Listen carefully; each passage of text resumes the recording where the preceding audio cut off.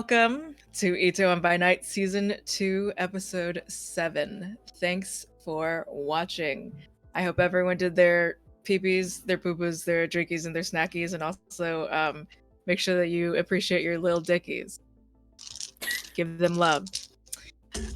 Meet us after the break for Bad House announcements. As a reminder, we have a tip menu. You can check that all out in the About section. Just scroll down.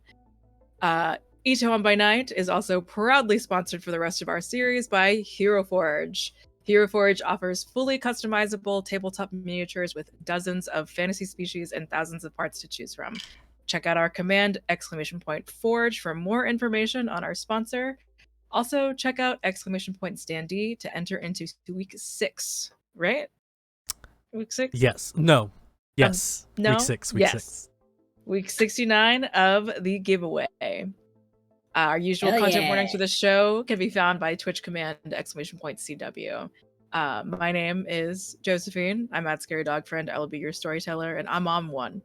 We can be on one together. I'll pass it over to Youngles. Oh, right. I'm next. Hi, I am Youngles. I play Wendy, and I am here, and I'm excited to be here with you all. And I will pass it to Hamna. Hello, everyone. My name is Hamna. I use any and all pronouns, and I am a teacher, RPG performer, and producer. Today, I will be playing Cerise Shaheen, who uses they, them pronouns, and they are our fledgling Ventru and vampire lawyers. So we're going to get into some courtroom drama today. And with that, I will pass it over to my sire, Jay. Hi everyone, my name is Jay, or Nala. My pronouns are they, them, and tonight I am playing Viridian Song, who uses they and she. And fun fact about me, it is my birthday tomorrow, allegedly. So that's cool. Nothing bad is gonna happen today, right? We'll see. No. I'm gonna throw it to Fabs. What's up? What's up? How's it going? My name is Fabs. I'll be playing Jet tonight. Producer. Yeah. Go. That's awesome. Great intros, everybody. GG. So good at this. Let's get into this. Whatever Let's this is. recap. So, from last episode, episode 6, Cerise goes back out to Homo Hill and kills another cop while their hunger goes out of hand. Not just any cop, though. Hana Yoon's bastard boyfriend, as in the prosecutor for the Youngchul case. Samir al-Mahdi makes it to South Korea under Wendy's care. He fills Wendy in on Viridian's history of being ousted from Camarilla-ruled San Francisco. Samir is the second child of Sarana Kwan, with Viridian as the first and Rin Isaiah Pierce as the third.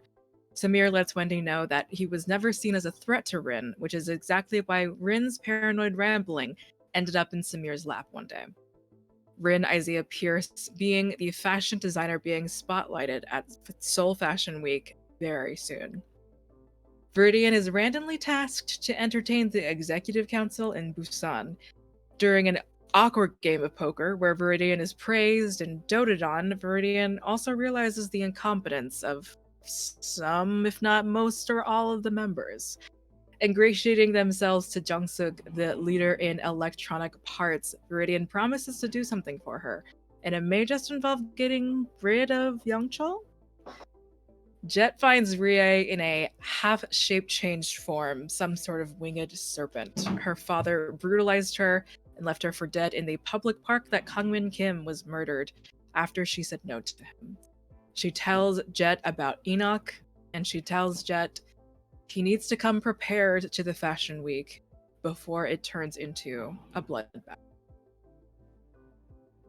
Before we get properly started, it is a new night, so I'm going to need some rouse checks.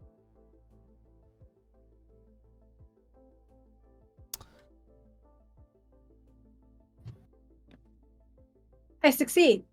I got I'm a good. 7. Thank God.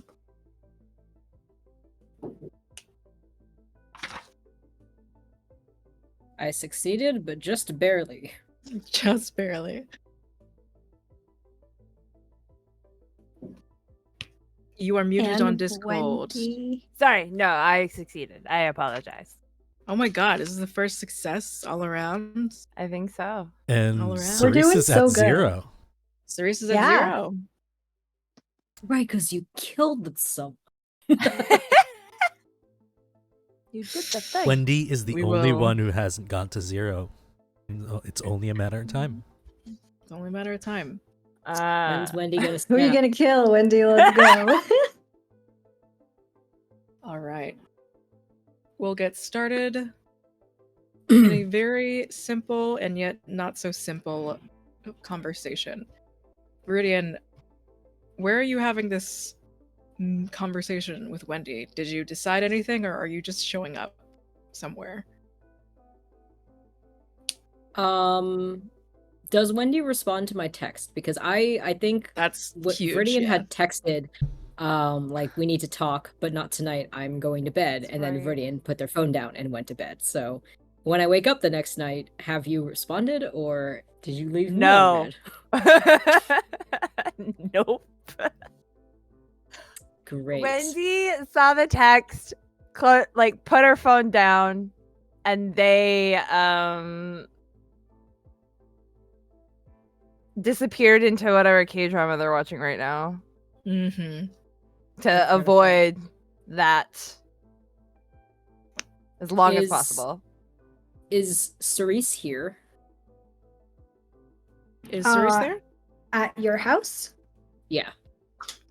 I think so. Right now, because Ethan is staying at Cerise's place for a bit, and Cerise wants to give him as much space as possible, I think they have been staying at your house, yes. Okay. Then I think when Viridian wakes up, I think they usually just let you sleep in. But I think they will just very gently nudge you awake, at least until you are just like, sleepily groggy or whatever. And I think they will just tell you, they don't necessarily wait to make sure you're fully awake. But they'll just tell you, like, I'm headed out. I need to speak to Wendy about the texts from yesterday. And good luck on your pre-trial today. And I And think you get a very sleepy, hand gesture, kind of like a thumbs up and like a little, like a finger heart. And you hear a groan from inside, under the covers. So true. Understandable. Viridian will lean over and just give you a really quick forehead kiss, and then they roll out of bed and close the drapes of my 4-poster bed with these blackout curtains.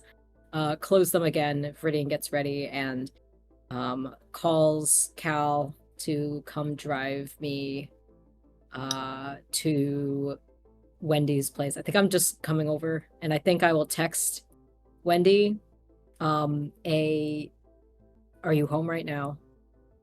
This is just a separate text. Are you home right now? Just me?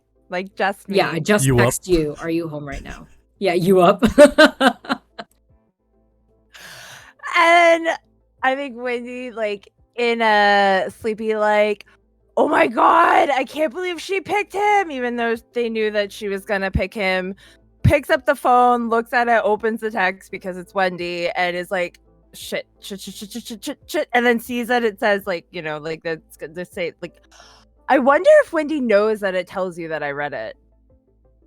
I don't know if Probably that's something not. that Wendy would know, right? So Wendy is Probably gonna. It's not something that I've noticed. So I will put the phone back down and go back to the show. And then I think after a beat, it hits Wendy that you're probably on your way here, which is why you're asking if I'm up. And so then Wendy just starts panic cleaning. Uh-huh. And I think after about 20 to 30 minutes, you hear I think Viridian. I think we established last time Viridian has like the code to your apartment or whatever. Yes. So you hear the door lock jingling around. Fuck. And I think when Viridian walks in, they see Wendy just kind of like standing there with a bunch of stuff in their hands, frozen, and it's just like a bunch of yarn, as if Wendy may have started crocheting and hasn't told anyone, because it's like something they read on this internet that can help with focus. So they have started taking up. So they just have like a bunch of yarn and like crochet hooks sticking out of it that don't make sense because they don't really know what they're doing, and it's a mess. And they're gonna turn at you and be like, Hi! Surprised to see you here so early late. Did you text? I did. Oh, I must have, I asked if you were available. Do you have time? Yes.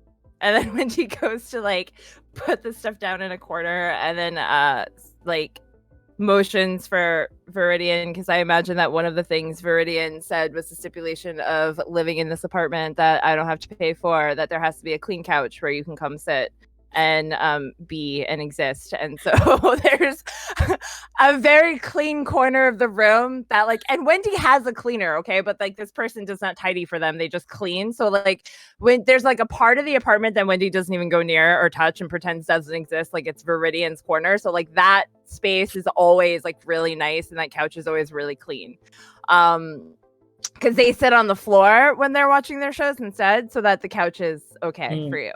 Yeah. So they will motion to the couch. How kind. How kind.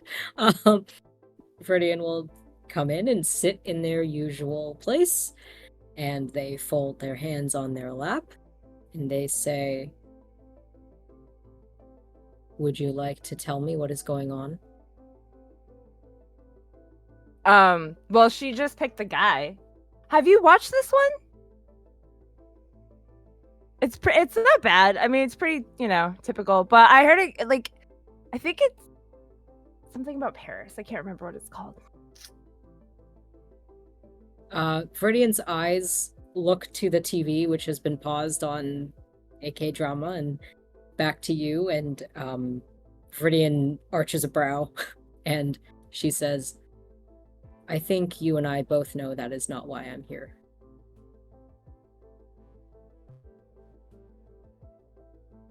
Yeah, so and Wendy will sit on the floor and be like, "Okay, so which thing are we supposed to be talking about right now? Because there's been a couple things. Like Samir was here. Did you knew that though, right? Like you knew that because Cal must have told you."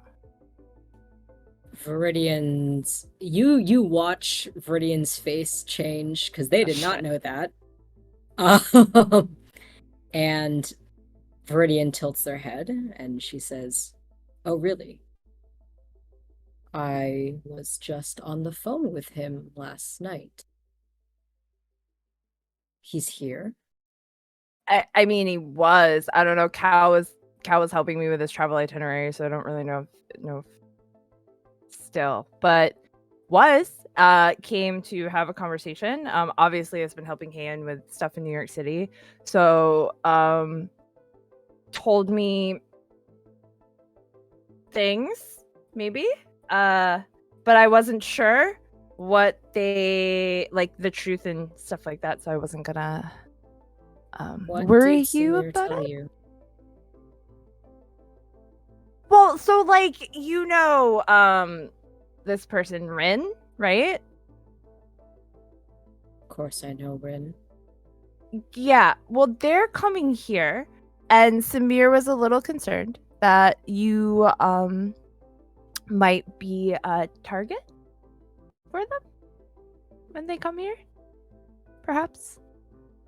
So, Did they say anything else? not to tell You you. mentioned So, huh. Viridian kind of like sits back in the couch and crosses their arms. Oh, really? Why? I'm going to assume that it has something to do with Rin and San Francisco, maybe? But technically I didn't tell you until you asked me about it. So I told Fabs. I didn't tell Fabs. I mentioned it that I had something to tell to Fabs. So technically that's how you found out, which means I didn't break a promise. So that's good.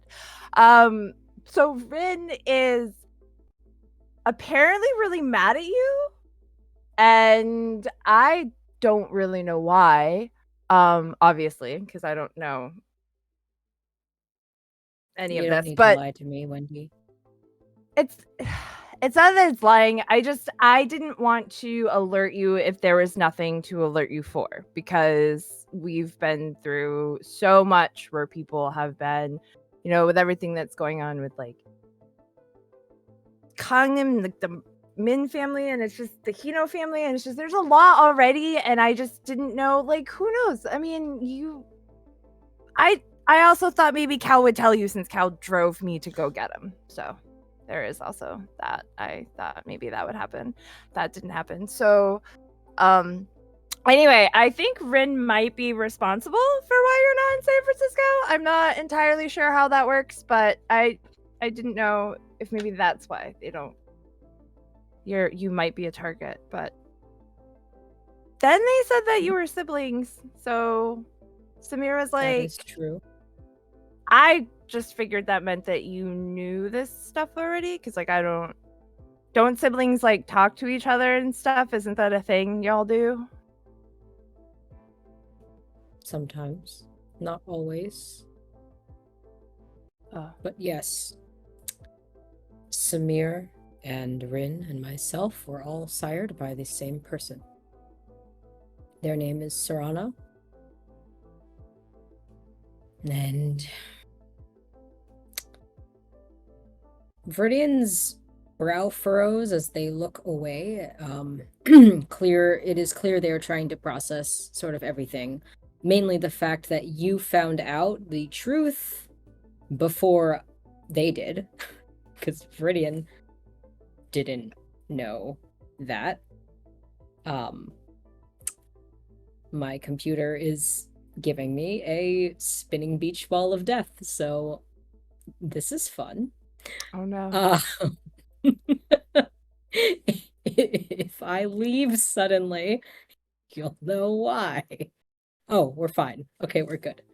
Anyways, Viridian looks back at Wendy and says, "Are you sure that is everything Rin told you?" Because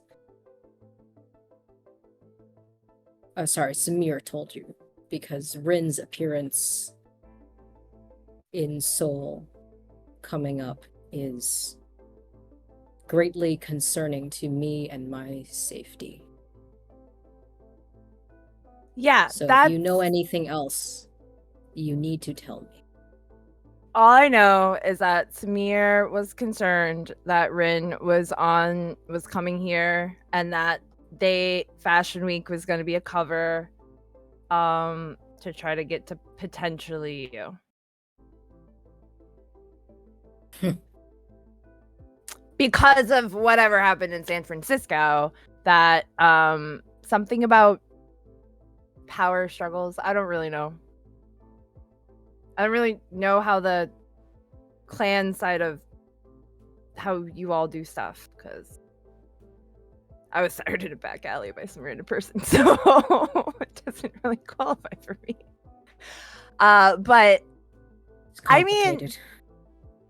it sounds complicated. Kind of grateful for my right now in this moment, but So my thought was I was gonna look into Rin and see maybe if there was some truth or I guess I should have just asked you, but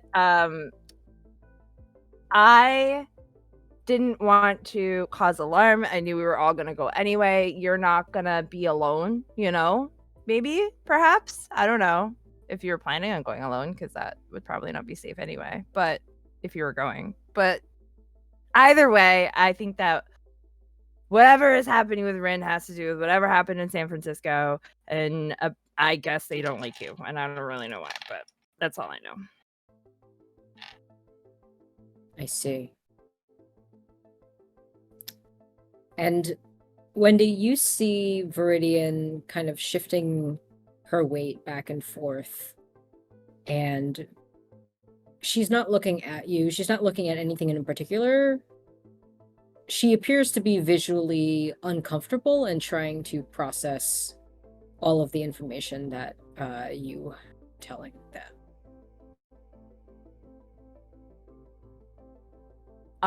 And Wendy's gonna get massively socially awkward, and because they're not sure if, like, they're kind of in this space of like, what are all the consequences of this now? Because like, is Viridian gonna be mad at me? But like, technically, Cerise still lied to me, so like, apparently it's okay. And like, you know, kind of going through all this stuff. And Wendy will just get up, go to the fridge, grab a juice box, go back over to Viridian. Do you want one? Can't. Remember? Right. Can't, sorry. And then we'll just start drinking it, sit on the floor, and be like, well, you know, I'm not really a killy person, but I mean, I'd kill a thing for you. So, like, if you needed that to happen, that's cool with me. Do you want to watch the rest of this episode with me while you? Viridian scoffs a little, and very quietly, I think they say, it's far more complicated than that. But I appreciate the gesture.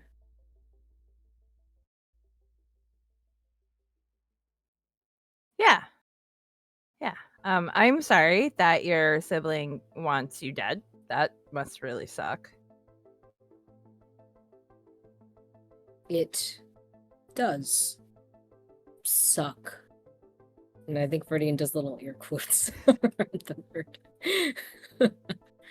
And then Wendy will be like, well, I mean, when I'm sad, I like watching K-dramas because it makes me feel better about my life.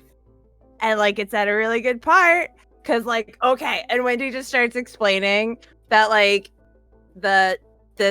you know, there's the main girl, and then there's the rich guy, and then there's the poor guy, and then it turns out the rich guy and the poor guy are brothers, and they didn't even know because the grandmother hid it. And so like, Wendy is just going into this like whole thing to catch Viridian up really fast.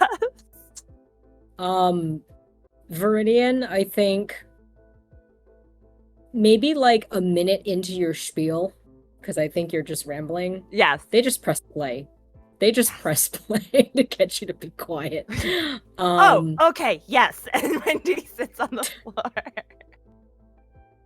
And I think Viridian will just sit there and they will watch the rest of this episode with you. And I think it makes sense that Wendy would be very interested in it. But I think if Wendy were to look behind her at Viridian, I think it's very clear that Viridian's not really paying attention and their mind is elsewhere. And I think she is thinking about everything that happened in the month or so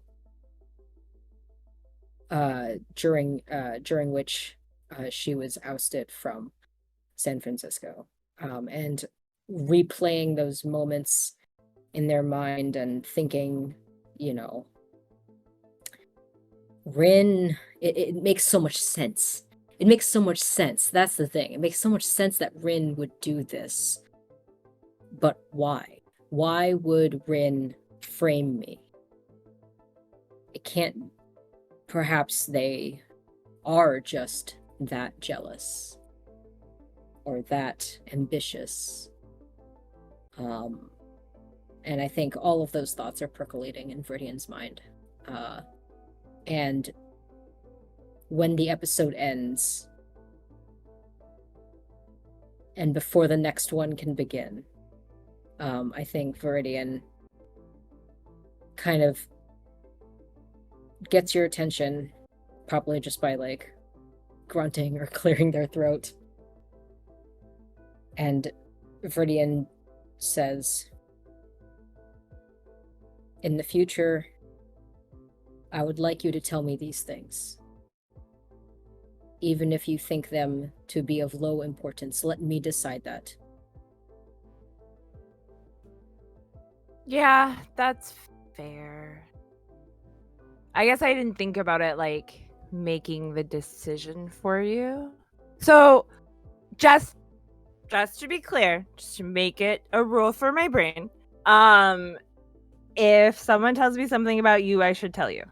Even if they tell me not to tell you. Yes. Okay.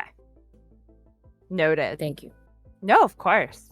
I mean, my loyalty's to you always, so.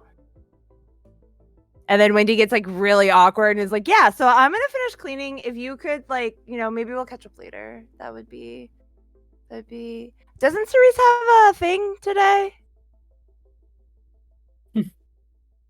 And Viridian takes the cue to leave, and she stands up, and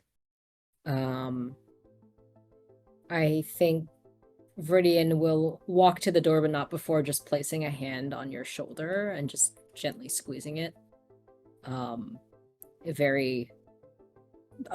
bit awkward, but still a show of affection towards you. And they say, yes, Cerise does have a big event for their case with Young Chul today, so I perhaps should go see if they need anything. Yeah, and I'll be around. I'm just gonna watch a couple more of these. So clean, not crochet at all. So yeah. Thank you for having me over. Anytime. And Viridian will leave. And when I get back down to the car with Cal, I think Viridian just says, why didn't you tell me Samir was here? Wait. But I figured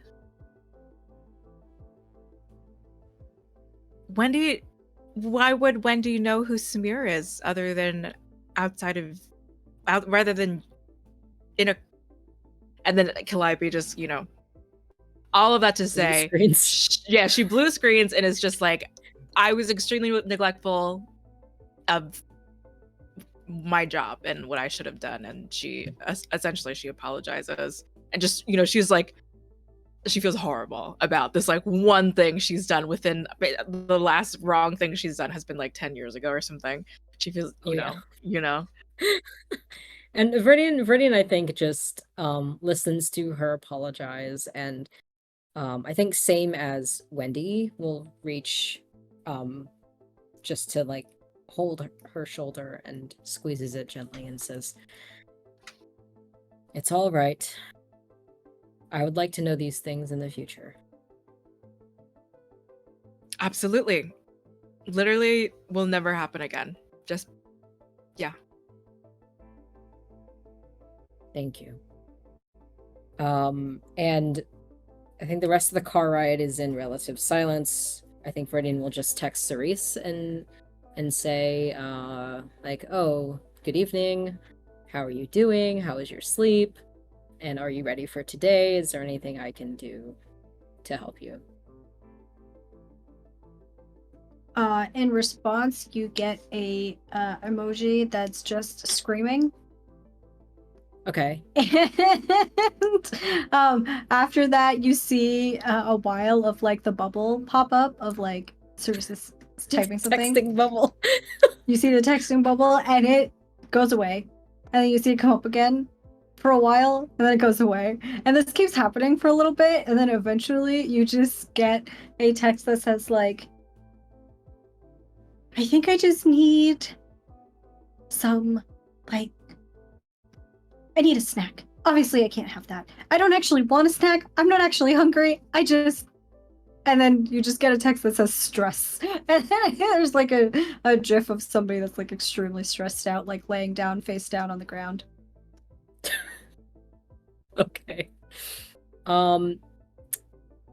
What question for you, Humna?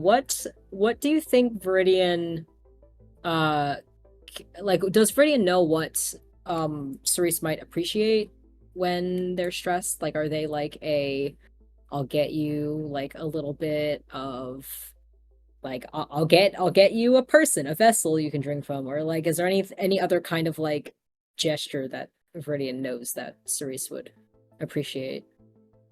Yeah, I think Cerise is very much somebody who enjoys like small little gifts here and there, just like little things that ultimately are not a big deal, but things like flowers or like, you know, like something sweet that like you found that's like little that made you think of them, that kind of thing. Very small little like gestures, little gifts, I think makes Cerise like feel very loved and feel better. This won't fix anything for them, but at the end of the day, I think it just helps them feel a little bit more centered and a little bit more calm. I think I know what Viridian gets you. I think Viridian knows that you have like a big court kind of appearance today, and so Viridian is going to go to a jewelry store, and I think they're going to get you like a set of like earrings and a necklace that match. And I think the earrings are just like really simple but like really elegant, very like expensive, like pearl, like I think like pearl drop earrings with like little floral elements like onto the parts of the jewelry that are holding the pearls. And then the necklace has like I don't know, like a rose with a pearl in the center or something, like a little pendant. It's like very small and understated, but just a little gift. And I will head home to I think actually Fredo would ask, like, are you at your office or are you still at my place? Cerise lets you know that they are still at your place. So you can sort of like come back to your house or your apartment. And when you do, what you come in to find is a scene, like I think like in your living room or in your kitchen, whatever area it is, there it's bedlam. Okay, there are papers everywhere. Cerise has put out all of the case files that they have and just like scattered them all over everything and is doing like a last minute review of all of the information. And you see that they have like a comb, I think, just like stuck in their hair because they like put it there to because they were like partway through doing their hair and then they were like, okay, I gotta like read a thing, I have to like look for these other papers, and so it's like halfway stuck in their hair and they're just like frantically going through everything. And you know that this is just kind of how Cerise is like before a big case usually. Like they are very like collected and like able to hold themselves during a court case, but right before, you know that it's always kind of a mess. A bit manic energy. Yeah. I think Viridian slips in very quietly and they see this like hurricane of papers all across the living space, and they come in, they're holding the little box with the jewelry they got you, and I think Viridian just wordlessly comes up behind you and they will take the comb out of your hair, and I think if it's okay with you, I think Viridian's going to help you do your hair while you're reading. Yeah. I think Cerise just kind of like isn't startled, I don't think, by your presence. I think they're kind of like used to you kind of coming in during this kind of frenzy that they end up in before big court cases, and so they just kind of like look over their shoulder and they give you a smile and they say, "Hello, Sergeant Kim. How was your meeting? What did you go for again?" As I they're had to like talk to absent-mindedly like looking through had to papers. talk to Wendy, and I'm like, just running my fingers through your hair. I think I'm helping you put your hair up in like an elegant, lawyerly hairdo, like a French twist or something. I don't know, something that's very lawyerly, and and so they're just like running their fingers through your hair, and they say, I had to speak to Wendy about the text that they sent last night. But we got that all sorted. What was that even about? I didn't recognize the name. Rin Isaiah Pierce is a very, very successful fashion designer and editorial photographer. And they are the youngest childer of our shared sire. And Oh. I've learned over the past 24 hours that Rin is the reason I was ousted from San Francisco. And Cerise, I think, stills. They were like flipping through some pages of a file as you were speaking, and their hands still, and they, I think, like turn around to look at you. Oh. That's... Yes. And How did Rin, Wendy know? Samir told her. Samir is the middle childer of, again, our shared sire. Samir left San Francisco very soon after Rin was sired. And Wait, so Wendy is friends with your sibling? When did that happen? I am not sure. And Viridian's kind of like, yeah, actually, I am not sure how that happened, and I did not ask. And I will be asking next time as to how that happened. Was this like before Wendy knew you or after? I'm just trying to understand. The friendship with Samir. Haven't the slightest idea. But anyways, Seoul Fashion Week.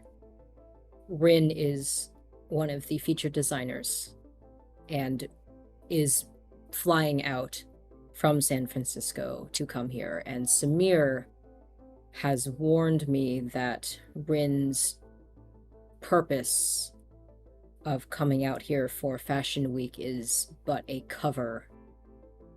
It appears Rin is trying to target me. Oh.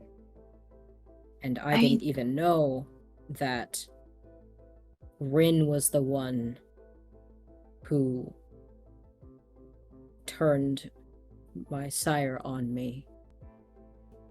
But it finally makes sense. And I think Viridian is saying these things. I don't think they've ever told Cerise the full story, so Cerise might be having to put things together, or they can ask for more information. But Viridian's like, you can tell that this is bothering them, and they are kind of going through the monotonous actions of pulling your hair up and brushing it all out and making it look nice.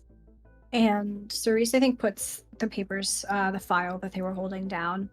And when you finish with their hair, they just kind of wrap their arms around your waist and pull you in. And they look up at you, at your worried expression, and they say, "Don't worry. Okay, we're gonna keep you safe. Whatever it is that your sibling wants, they're not gonna get it. Okay? We've got me and the rest of the coterie as well. I know that. I'm sure Wendy told you because they're trying to protect you, and we'll have Jet too. I know. Thank you. I don't want to bother you with this now before your case, but I think we should talk later about Young Chul. He is causing me some issues on the council. But Oh, we can talk about this later. I don't want to worry you with it now. Yangchul is nothing but a problem. I'll be glad to be done with this case soon, so.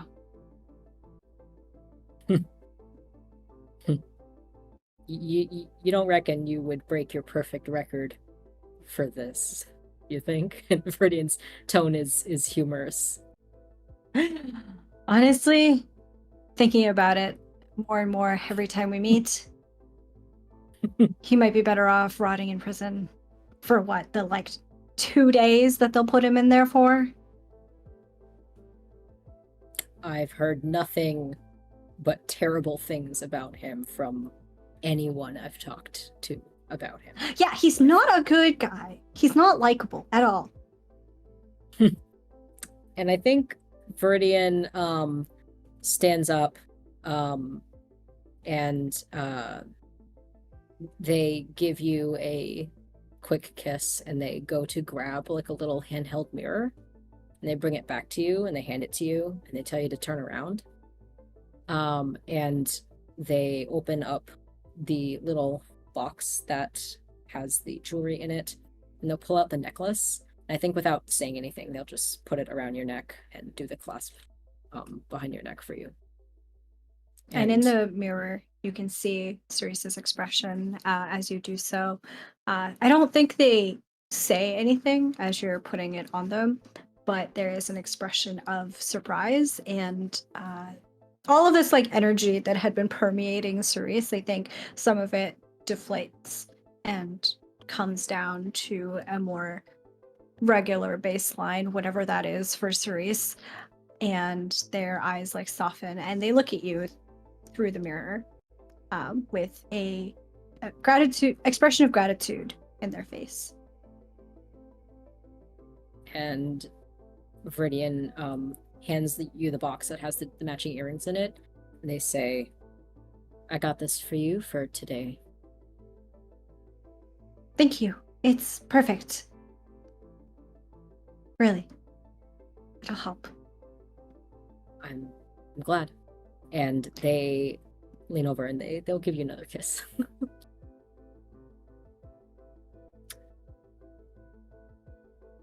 And I think that is where we can fade out from this scene as Cerise returns to prepping for the trial. Yes. Viridian, Yes. you get What a ping now? on the intercom from Cal. Uh-huh.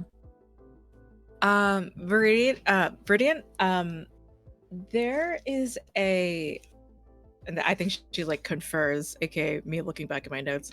There's a Ungwang Pek here to see you. I'm not entirely sure. I don't know. I have no idea. Who does he say he is? Why not just send him away? Tell him I'm busy. He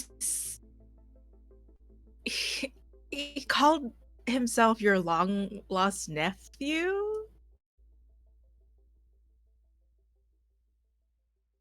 I don't know what to do about it.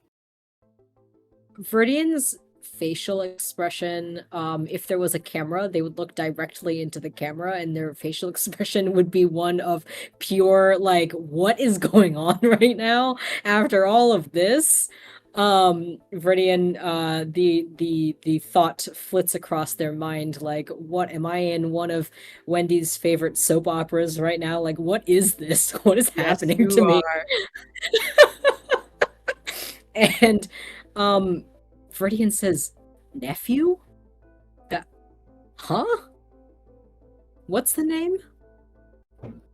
Ungwang Baek, or in the Korean way to say the entire name, Baek Ungwang. I can spell it out for you as well. Thank you. And I don't recognize this name at all, right? No. Okay, cool. Viridian will pull out their phone and text the coterie group chat. Specifically, their text is this. It is ... Does anyone know that name?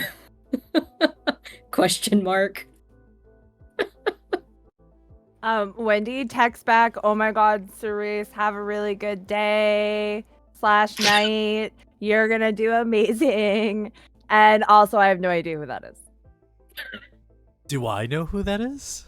You know who that is. Oh, son of a bitch. Is it me? Yeah, it's Wendy. Is it me, Jesus? I'm gonna text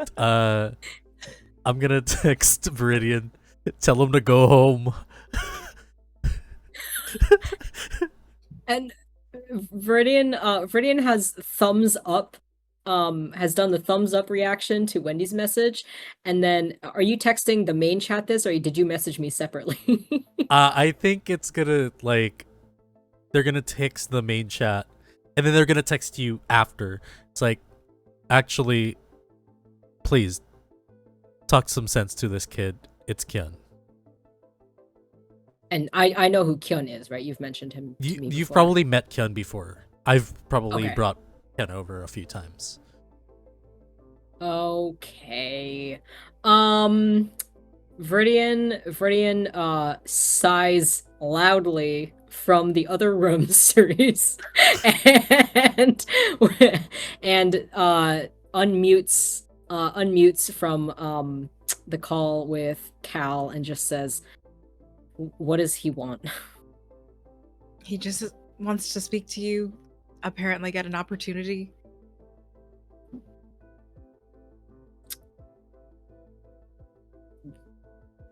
Like tonight? Is it urgent? Like, he says it's urgent, but I don't think so. Probably not that urgent, Viridian mutters, and then says, "All right, tell him I can meet him. I will meet him at my office in an hour." Okay. We'll see what he does or says. You'll be there, right, Cal? Yes, of course. Okay. Thank you. And then as Viridian's going to hang up, Cal can hear them saying, "I can't believe I'm saying yes to this," and then it just cuts off. Is there anything you do in between that hour? I don't think so. I think I'm just sort of making sure that Cerise is doing okay, and I'm assuming at some point in that hour, Cerise will gather all their stuff and they leave, and before they leave, Viridian will give them a good luck kiss, and sends them off on their way, and then they will go downstairs themselves.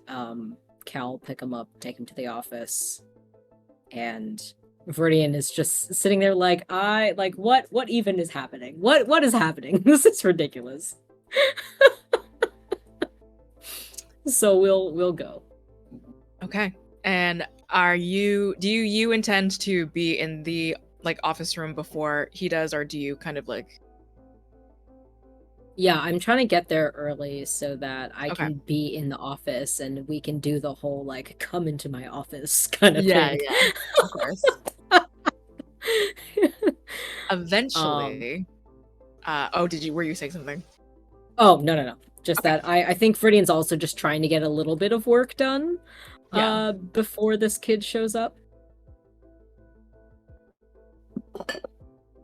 And just as you bring her up, Cal brings what seems to be a well put together young man. But you have to squint because you know you've been told that this is Kyan, and you've only seen Kyan in like, you know, paperclip thrifted, like put together shirts and like ripped jeans with no structural integrity at the knees. He has dyed his hair black, which is kind of crazy. Wow. Okay. Was it blue before? What color was it? I don't remember. It was everything. It was anything. Who knows? Rainbow. Yeah. Okay. Yeah. Orange. Just like changed it up, most likely. Yeah. It's a bit jarring, honestly.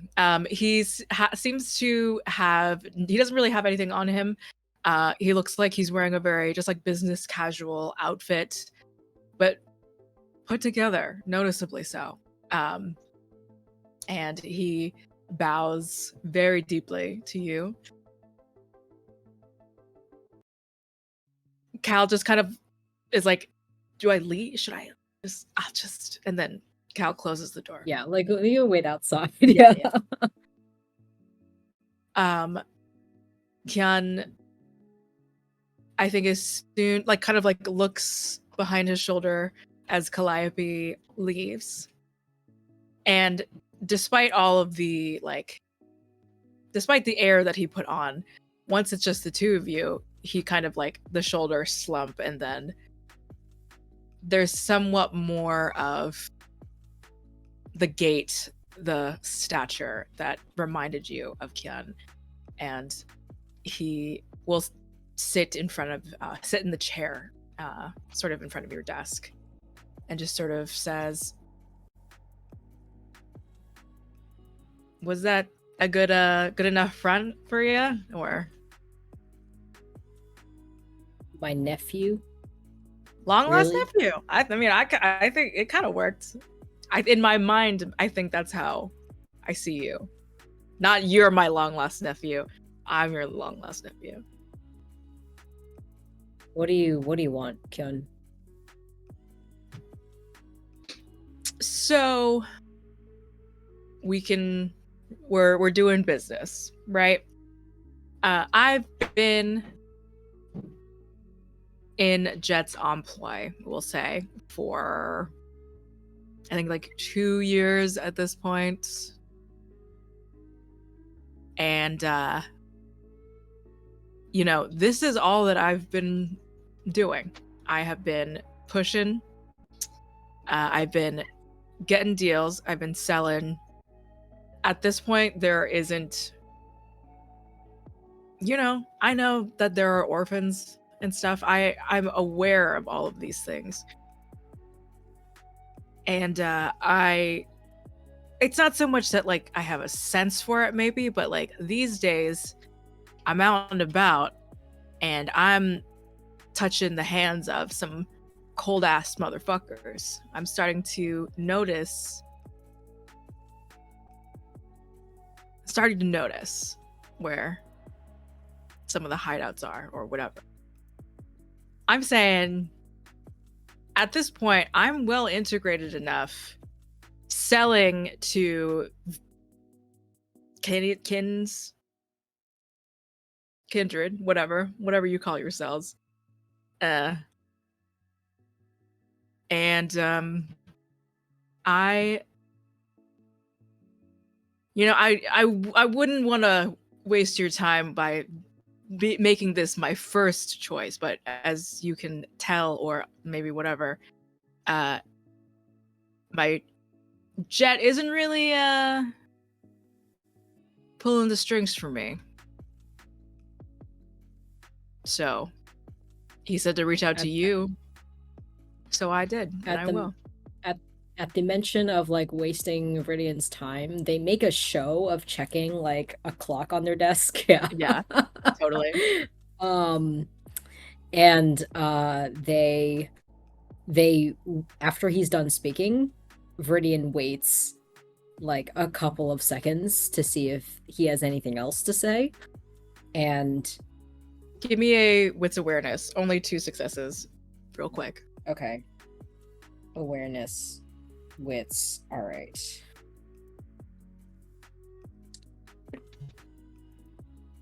That was a very poor roll. One of them was cocked, still bad. Got one success.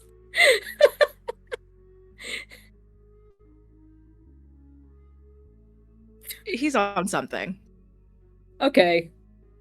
Yeah, so Viridian will pause and see if he has anything else to add, and I think they say,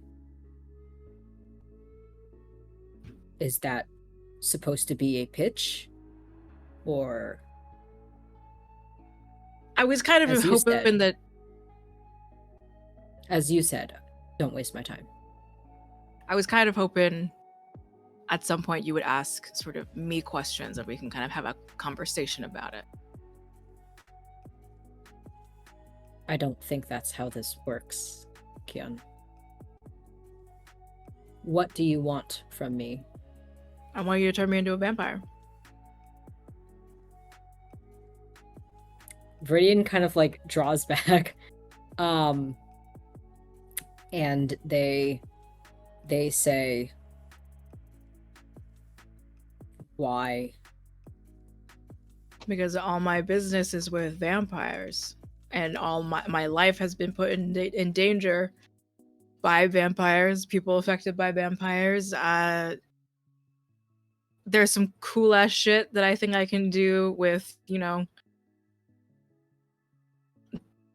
the orphans I've been talking to. And not that I am the leadership type or anything like that, but I think I would just be very extremely useful, at the very least with, I don't know if there's like a step below vampire, which sounds stupid, whatever. But if there were a trial period, sure, I would take it. But considering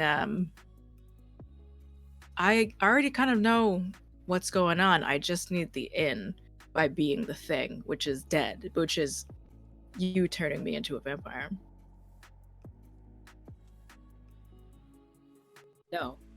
Viridian just says no. And they kind of shift onto one of their elbows, and they say, is that all you wanted?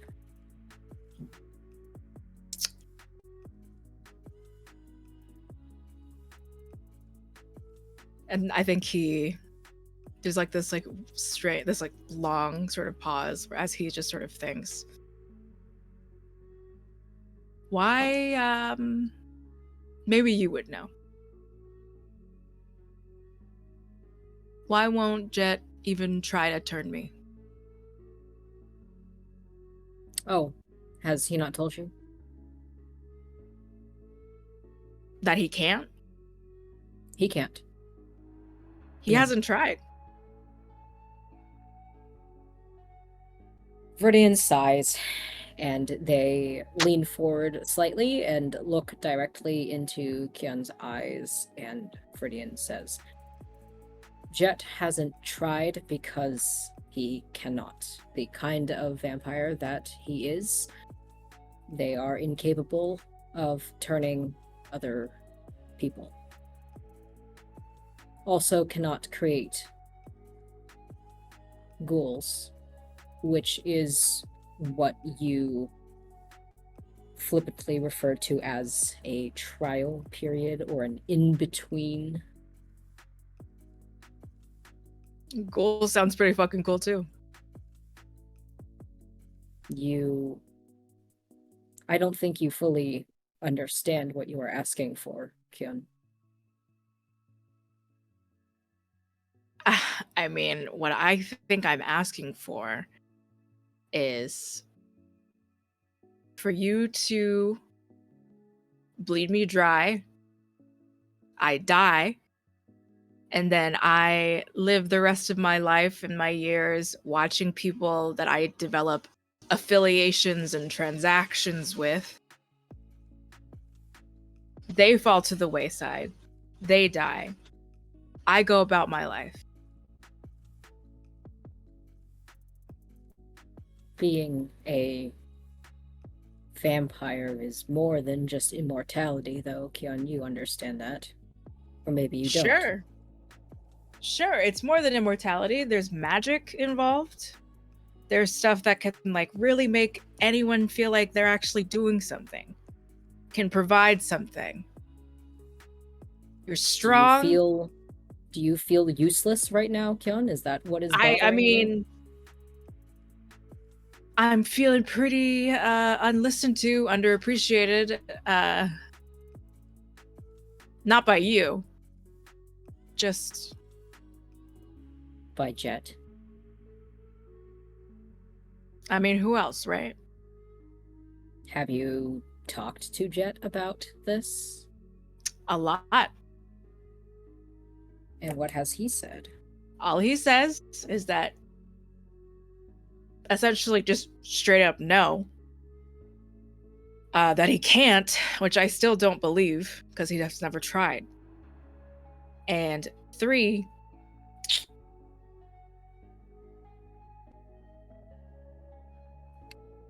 Joe and Kian lose track of their thought process. But Kian just sort of says, and just that I wouldn't be able to handle it. I need to talk to someone that like will sort of shake the scares out of me about it. But I don't. Where I was kind of hoping for you to ask me questions was, I can sort of prove to you that I know what I'm asking for. I'm just, this is all very new to me. There's a glint in Viridian's eyes, and she says, How would you prove that you know what you're asking for? 20 questions. I don't know.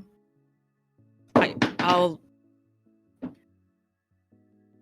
can prove that and undying loyalty. I got fucking tons of that. A willingness to kill somebody. I can make my own pushes to get some drugs where you need it to go.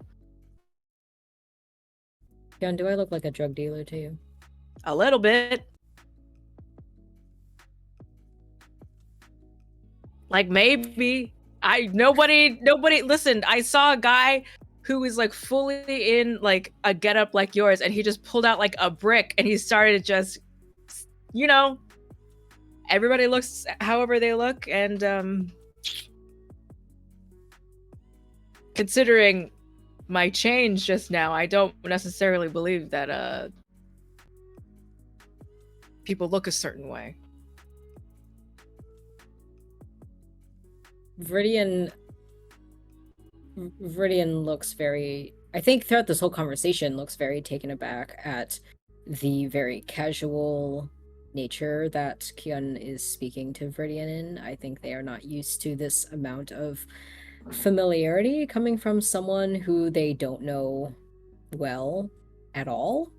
Mm-hmm. And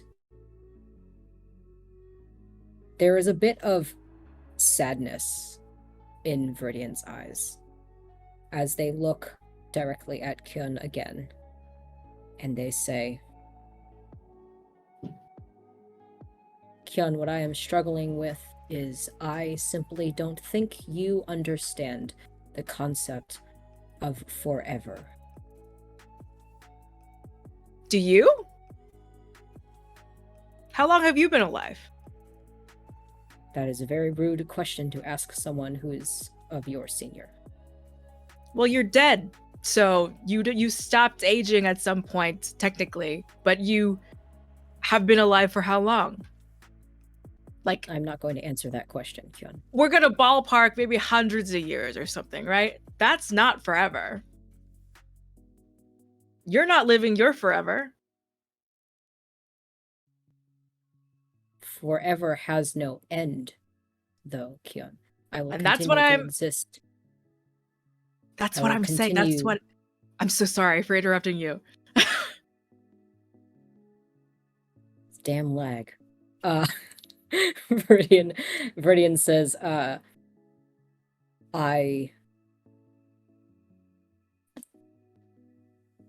in the hundreds, and they wave a hand sarcastically, of years that I've been around, I have seen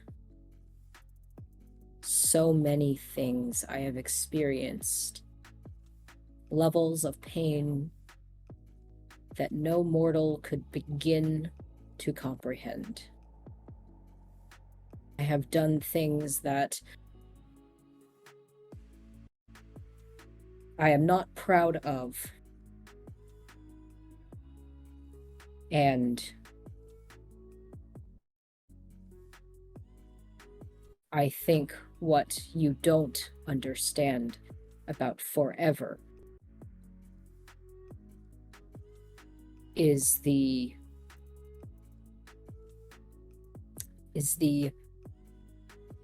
very slow descent into monstrosity that we all face. We all grapple with this, Kian. And it would be a shame to force or subject a bright young man such as yourself to a lifetime of cruelty. Do you fucking believe that I'm a bright young man? Viridian crosses their arms. And they say, and they kind of just gesture at him, and they say, do you assume that I let everyone speak to me this way, or are you asking to be an exception?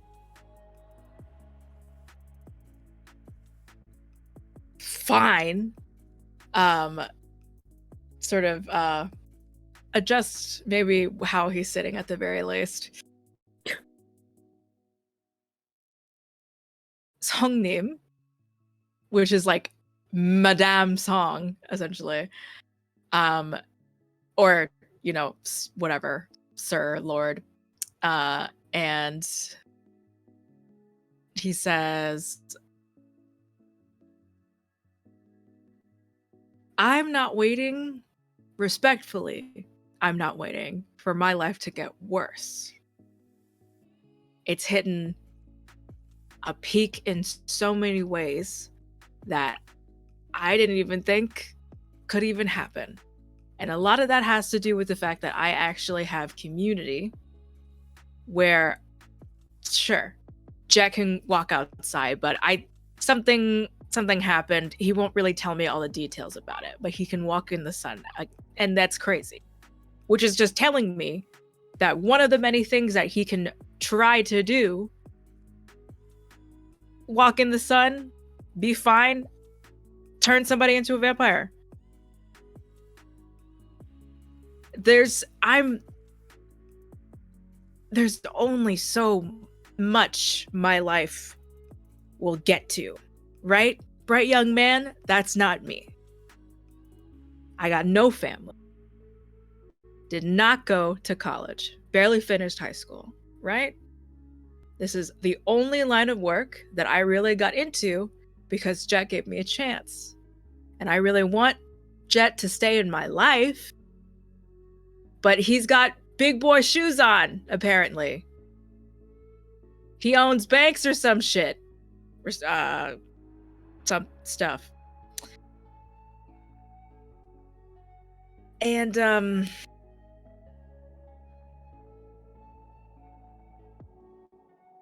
isn't your life so much better? It's more complicated. Sure, you got more responsibility or whatever, but like, what, does anyone know the concept of forever? Does anyone know how deep in the trenches of responsibility that they're gonna get into? I'll jump into that. I want it. You want to never see the light of day again? No more sunrises, No more sunsets. The warmth of the sun on the back of your neck. You're willing to give all that up. I hate the beach. I'm deficient in vitamin D. And I already work during the night anyway. I'm basically nocturnal.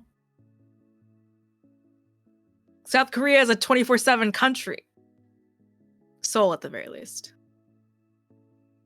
Viridian has pulled up the text messaging on their computer as Kyun is talking. Mhm. And they're texting Jet.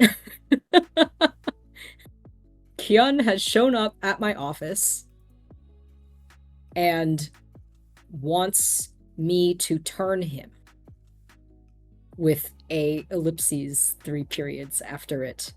Sends that to Jet. This is a private message to Jet. And then Viridian breaks eye contact because I think they can obviously type without looking, but they break eye contact with Kyun to search for an eye roll emoji, and then sends that to Jet. I think quickly you see ellipsis. Then it stops. Then ellipsis. Then it stops. Then ellipsis. Do we all have iPhone coterie. Apparently. We've established this, yeah. And I think he says, like, Jet, it just tells you if he's gonna keep looking, and he probably will, if it's anyone, I'd rather it be you. But this is Viridian. I think the last thing would say, but I'm not gonna put you. That's too much pressure, and I'm not gonna put that on you.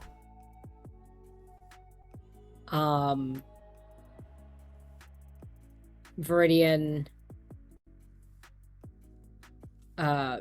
will just send back a ... again, just as a message, and then Viridian says he will settle with being a ghoul ... question mark. Sends it to Chet. And I think I like to imagine that Kyun is still talking throughout this whole conversation, and Viridian is just like is doing their best to appear like they are still listening. I am curious though, Joe. Can I try to like sniff him out, like try to get a sense of what he's feeling? Totally. Do you like resonance dyscrasia situation? Yeah. Absolutely. While you roll, I think Jet just reply is, I think the kid's just scared. It is a pretty dangerous job. I can only do so much to protect him, and I just think that he wants to be able to protect himself. I wish I can give that to them, but there's only so much I can give. So if he's okay with that, and if you're okay with that, then maybe.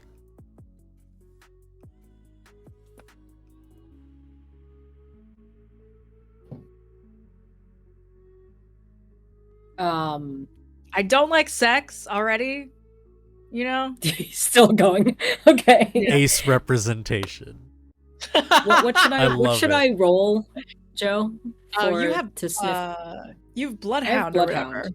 Oh, Resolve Aware. Sorry, I literally wrote down what it is. No, you're good. Resolve Aware. 6 dice. Oh, that was a much better roll. 1, 2, 3, 4 successes. I don't even know what the specific wording is for Bloodhound. I'm gonna give it to you. This is an acute sanguine situation. The dyscrasia specifically would be Viridian has like a video game pop-up window. High on life. The drinker can use Blush of Life without making a rouse check. If you were to feed on him right now, that is the dyscrasia that you would get. I think you can see this entire time also. He's like, his leg has been bouncing. And you know, he just looks, he has been continuing to like plead his case. Mm-hmm.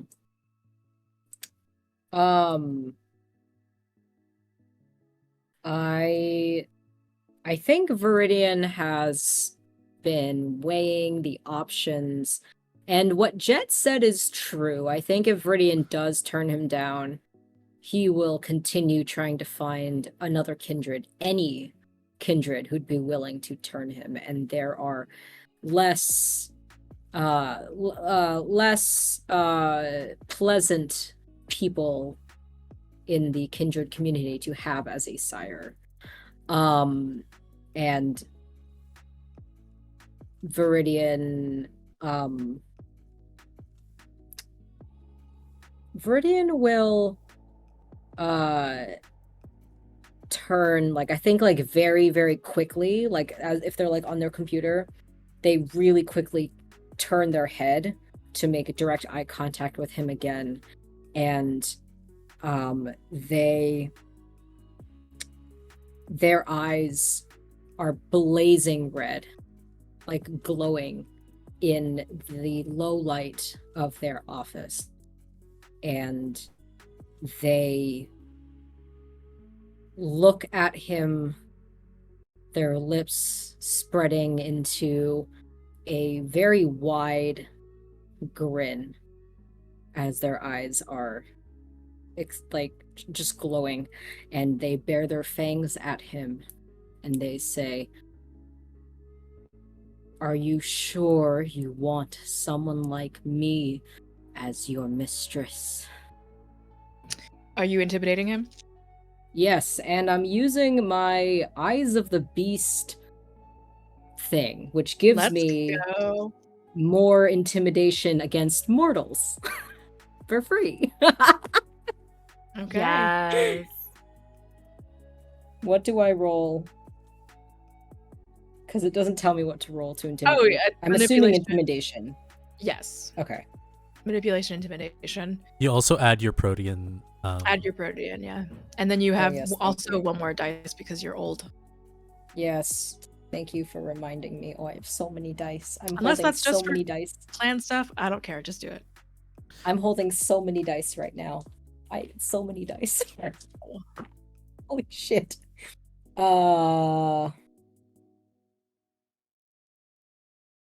So many dice, but I rolled bad. I'm gonna spend a willpower to re-roll 3 of these Okay. non-hunger dice.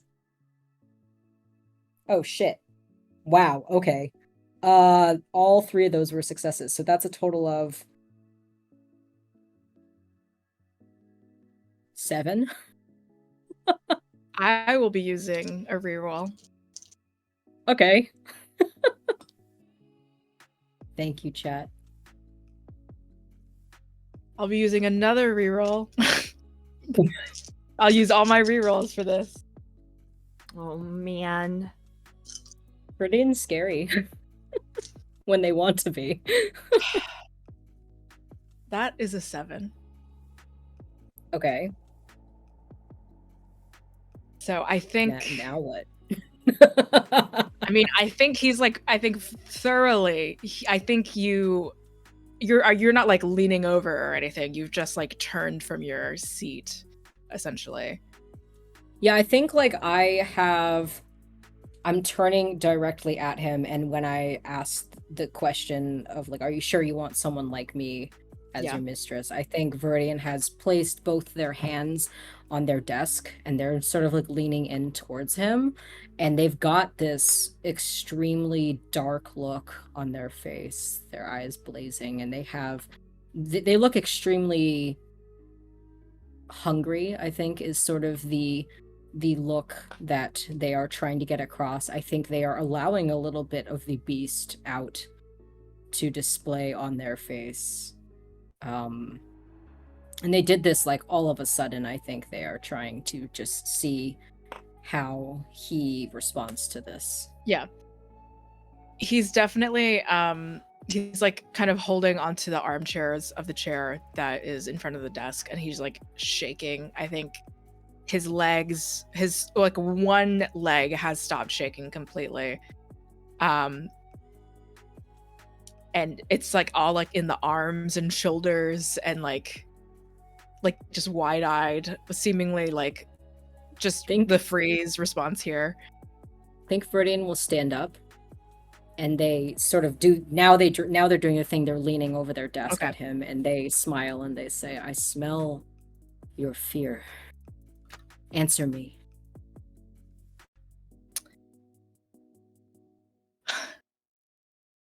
Well, do you smell my excitement? Does he smell horny too? No, I'm sorry. That sounded really horny, but he's just like, I came here ready to die.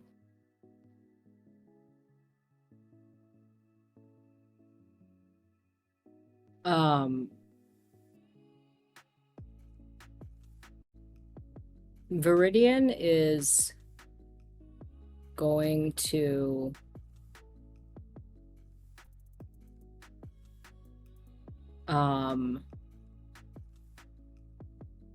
I think they are going to use their vampiric agility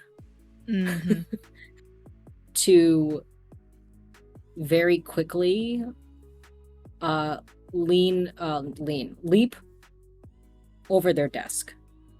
No problem. Yep. And they are going to very quickly wrap their arm, I think, just around his neck. Not enough to like actually choke him, but just to like grab him and into his ear. They just very, very quietly, almost too calmly, they say, "You came here to die? Are you sure? Are you sure this is what you want, Kyun?" I don't think it's fair to be sure about anything. All you do in life is make choices and decisions. I want to be at a point where I make those choices and decisions for other people. And Viridian will grab his hair and pull his head to the side, and they are going to bite him. I don't think they intend to turn him, but they are definitely going to drink from him, and they are trying to make this as painful as they can. Okay.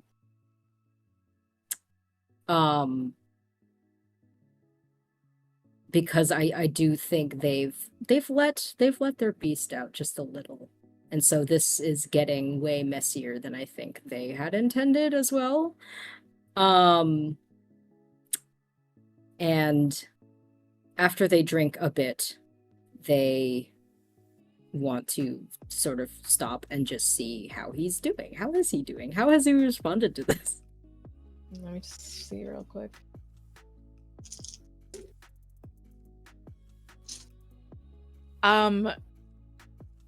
He looks like he just got off of a roller coaster. Just sort of the like dazed, exhilarated. Like he's definitely sweating and like still holding on to what would have been that like wound, but it's gone now. Yes. And he like just slumps back onto the chair. Unfortunately, you don't get any less hunger out of that, but No, I don't. uh, I had a good drink. you and do. what I would like the to- next time Oh. you use Blush of Life, you can do it without making a rouse check as a note. Okay. I'll write that down. So if you want to eat food anytime soon, Lovely. And I think Viridian, seeing how he's doing, I think they finally decide, like, okay, this kid's like really, I've tried everything to scare him away. Nothing's worked. two And rerolls worth. yep. And so they they like slap his cheek a bit to like get him out of his daze, because they also have the lingering kiss thing, so Yeah. he's probably very happy right now, and so Viridian like kind of like slaps him a bit to like get him out of his daze, and they sort of are standing over the chair with like one arm on the back of the chair, kind of just standing over him, and they say, we will need to work on a lot of things, but I suppose I admire your tenacity. And Viridian just kind of tilts their head looking down at him. I'm not gonna weaponize the fact that I have choices here. I want to listen to Jet. I want to listen to him. And I'll listen to you. I just want this one thing. Perhaps I will give you half a year to prove you are worth it to me. And Viridian will use their own fangs to pierce their forearm. And as they bleed, they let their blood run down their arm into their hand. And they will offer it to Kyun to drink so that they can turn him into a ghoul. As if from truly a scene, some nativity painting or something from a religious painting, whatever. Kyun, in a literally a completely newly transformed sort of experience that he just had, sort of attempts to make sure he doesn't lose any extra blood, and still kneeling, reaches up to your cupped hands and just starts to drink your blood. And as he drinks, I think he can immediately feel this blood. It's warm, and it brings a warming feeling, like you're drinking a very nice cup of hot miso soup on a cold day. And it is, I think to him this tastes like the best thing he's had in a very long time. And I think any lingering wounds he might have, they start to heal. His broken nose just kind of like shifting. Ugh, yeah. And Viridian watches him drink, and they lift their forearm and they will lick their own wound closed. And they sit on their desk in front of him, and they cross their arms and they say, 6 months, you will serve me. And if I decide you are worth it, then perhaps we will talk again about this.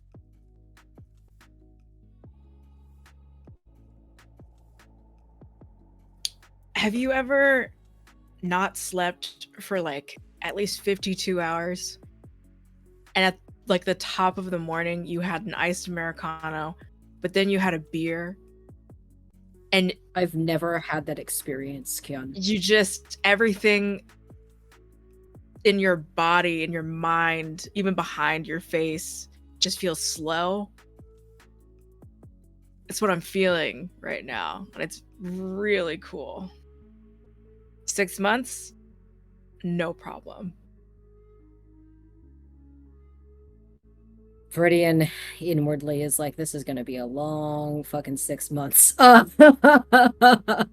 And they cross their legs and they say, why don't you go get yourself cleaned up?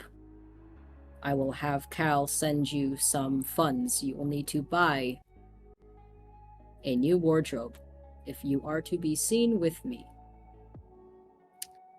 And you should get prepared for Seoul Fashion Week.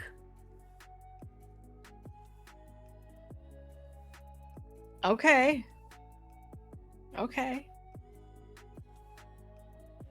I believe that is a yes, ma'am.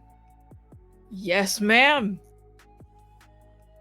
And Viridian just kind of sighs, and they're like, okay. Now I've got, 3 ghouls? I am utterly and ontologically changed. Yes, ma'am. Is that...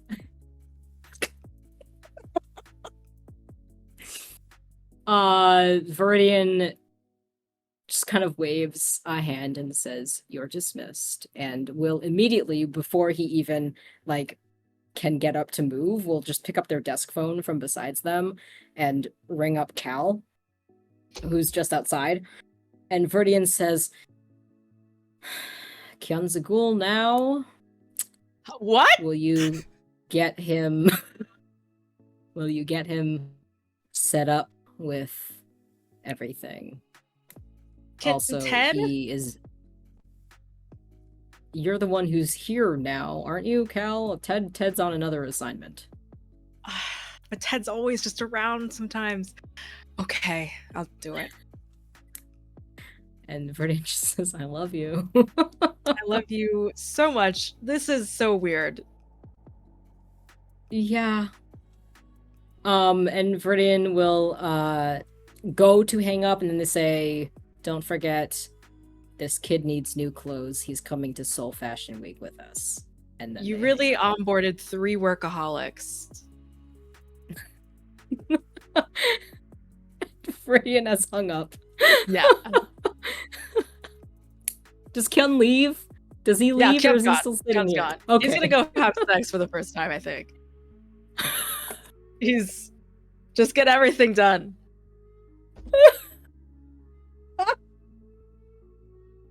What? Viridian just kind of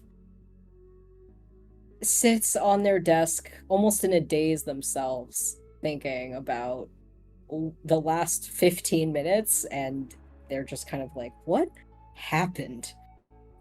As the red glow fades from their eyes, and they look down at their clothes for the first time and notice all of the blood all over their clothing, and I think Viridian just sighs.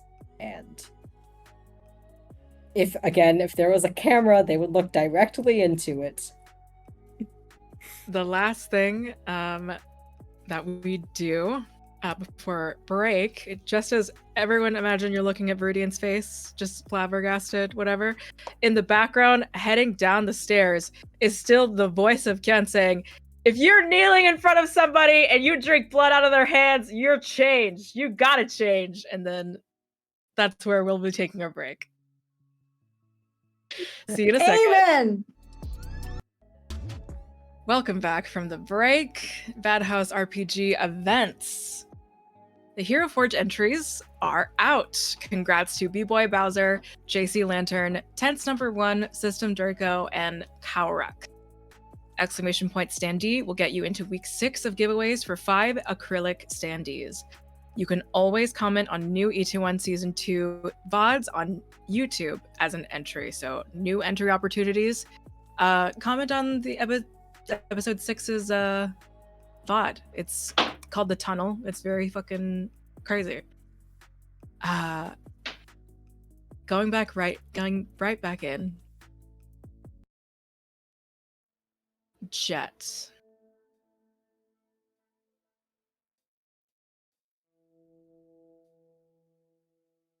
Natali kind of had like just unofficial dwelling places every now and then, but this, I think maybe at some point, depending on like if you think that you have been in her apartment before, this would be the one technically like on any registrations human wise that she needed to have. Rent was taken care of, biophilia, whatever. It's very minimally furnished. It's very clearly mostly a studio for music than anything else, but there is a grand sort of bed for her as if she were a doll in her own room. And whether this be the exact place that you meet Chester and Cinnabar, this is where you know that she is. But finally, however, wherever you would like to be in this scene, in this moment, Cinnabar got their weird friend over to check up on Natali and her situation, her status. I think Jet is waiting outside. Okay. And is just I think around that time they just finished texting Viridian that, like, hey, whatever you feel like doing with Ken, I respect it, and and is just looking over Cinnabar's text, waiting for them, just looking around. I think he's probably like sitting on the hood of his car, just waiting. A black car pulls up, and Cinnabar comes out of the driver's seat side. Cinnabar, a lavender-haired, red jumpsuit wearing, sunglass bespectacled, lanky, weirdo person looking guy, sort of carelessly slams the door shut, and his passenger, Chester, a very tired looking guy in maybe like a blue suit, cream suit or something, looking far more business appropriate, business prepared than Cinnabar. Jet just kind of addresses Cinnabar as he hasn't seen Cinnabar's face ever, I feel. Ever. He's seen the mask. No mask today? Yeah, whatever. Didn't expect all of that, but it's good to see the face behind the mask. And just like adjusts the sunglasses, even though it's nighttime. I think you notice specifically these sunglasses reflect back at you, so they're sort of like a mirror. Mm-hmm. And Cinnabar just kind of gives you a toothy grin, pats Chester roughly sort of on the shoulder, as my friend does the magic stuff. I can leave you to it if you just want it to be, if you want as least amount of people in one place as possible, or I can come in. I'm not particularly interested, but just let me, what's on your mind, boss? Whatever you feel is comfortable to you. I just lean in and is like, can I trust this guy? Can you kiss him? What'd you say? Can I trust this guy? Yeah. Why would I want to kiss him? I mean, somebody's kissed him. All right. The guy who made the Leaning Tower of Pisa in Toronto, you know, whatever. Okay. And I hold a hand out. To Chester. Yeah. Jet. Not entirely, like, it's not a firm handshake or anything. It's a very, like, not tense either. Just sort of a very neutral kind of along with the ride sort of approach. Shakes your hand. Chester. Let's talk inside. Yeah, sure. And and I leave Cinnabar it just in. kind of throws up a peace sign and is just sort of like, the less I know, the better. And then gets back into the car. Mm-hmm. I lead him to the room. What is this thing that you're supposed to do or anything? Cinnabar hasn't really told me anything about you or what you do. Cinnabar doesn't really. Well, we share only a few tricks, I guess, but Cinnabar doesn't really understand what I do.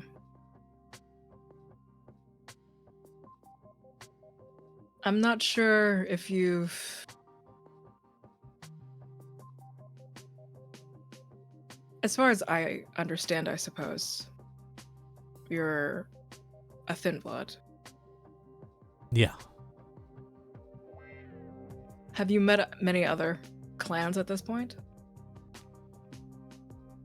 A few. Most of my coterie are of the same clan, with a child and their sire, their sire and their child, or whatever you call them. And, what clan, if I can ask? been true? Jesus Christ. All of you? Well, I was supposed to be one as well, but it's complicated. And we have one who's like me, but not quite like me. They're not thin-blooded, but they're not of any clan, so I'm not really sure. I think the common vernacular here is orphan. But I guess, yeah. Chester, I think, isn't so much attempting to actively educate you, but this is his vocabulary. Just sort of like rolling with this. Interesting. Well, I'm not sure if you've met many Tremere. Not necessarily. There's not a lot of those going around here. At the very least, Cinnabar? Cinnabar didn't give me too much. Didn't really understand exactly the predicament that your friend seems to be going through, but trust you, which I suppose is fine.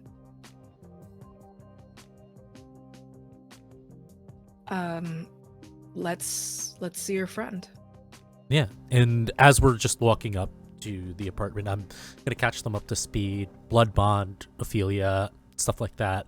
I'd probably tell them how I dispatched of Ophelia, in case that helps. I don't know if that sparks their interest of anything, but yeah, that's where we are. I open the door.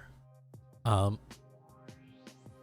think I would assume like I would have like a key to Natalie's place, since Ophelia's gone. I think I was the one who's been paying for the bills for this apartment, for this place at the very least, outside of whatever hiding place they find themselves. So how much is this gonna cost me? Can write you a check, or if you, I don't know, Natalie's the type that doesn't do technology well. I don't know if you, Tremere, are the same thing. I can, send you digital currencies or whatnot. We have phones in Toronto. Oh, okay. So I can send you money through your bank account too. So that's fine. Like, I wasn't really. I don't think I need payment for this. nobody does stuff for free. To be completely clear, Cinnabar is covering a lot. I'll settle it with them then. I figure.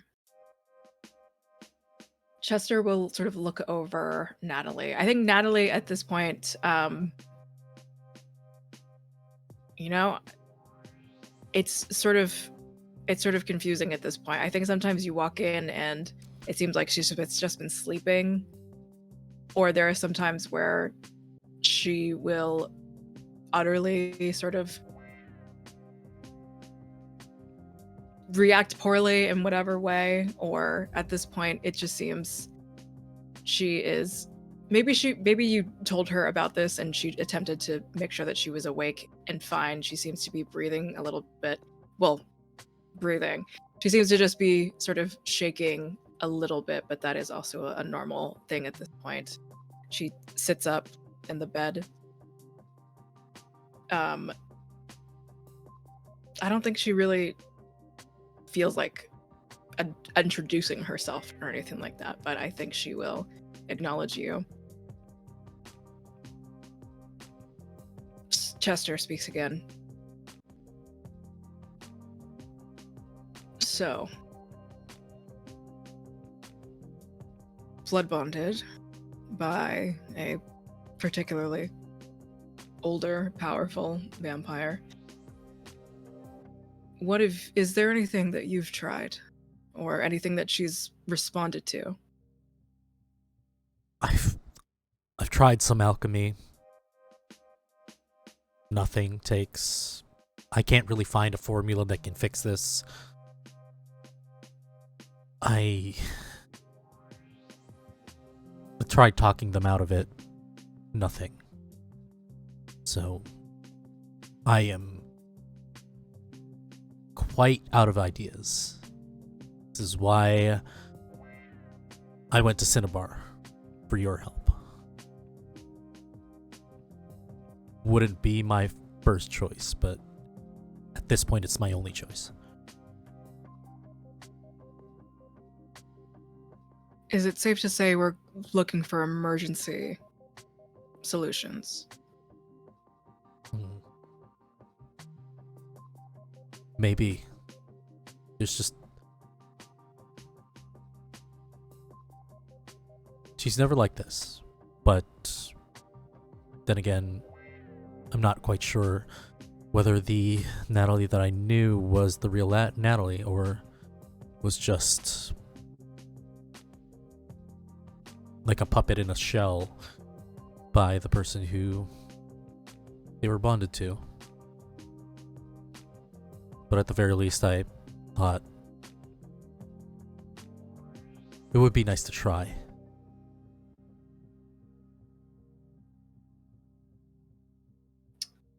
It's difficult, isn't it? And I think Chester's just sorts of maybe sits up on like a nightstand with some notes, speaking sort of to himself and to all of you.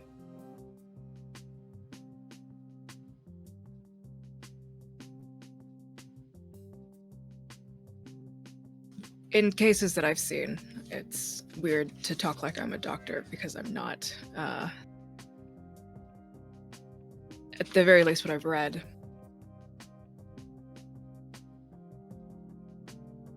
Sometimes their personality can and totally just take up what they were during the bond, as far as what's before, depending on how long that they've been in.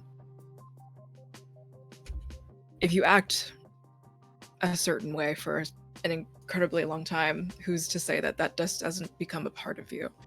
So I want, with me saying that, for you to adjust expectations. Yeah. I thought that would be the case.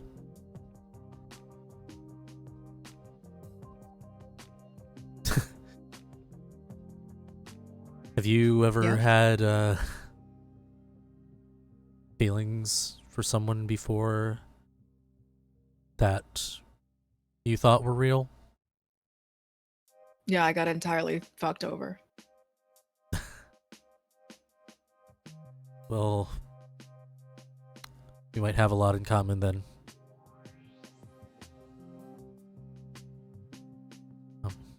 Yeah. We kind of look the same.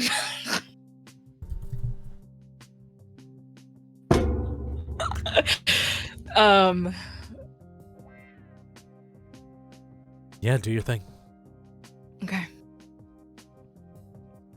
I don't mean to just keep talking lore, lingo, whatever.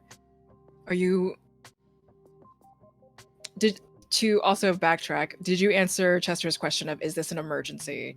Is this emergency solutions now? I think he will just nod and say yes. Okay.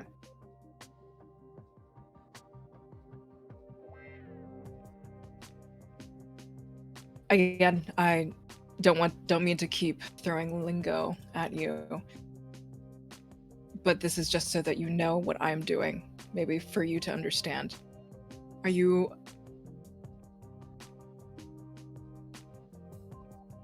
you come at a particular intersection between your life and your on life to the point where you've had to break something, a code of yours,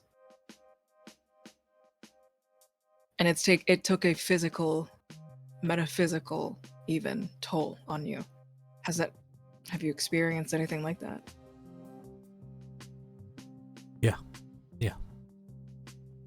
It's happened before. For your friend, it seems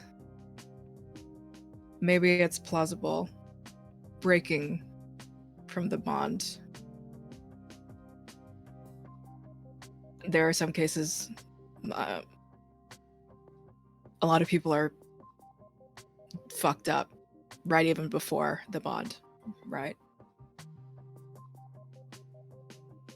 So there's something I can do. It is definitely weighty, but it's something I've been wanting to try anyway.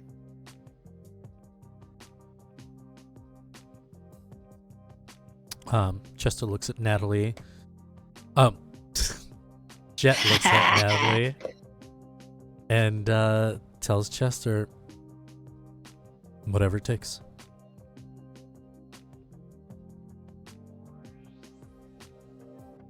I think Chester realizes that he also needs to take a moment with Natali, even silently, to just be like, my name's Chester.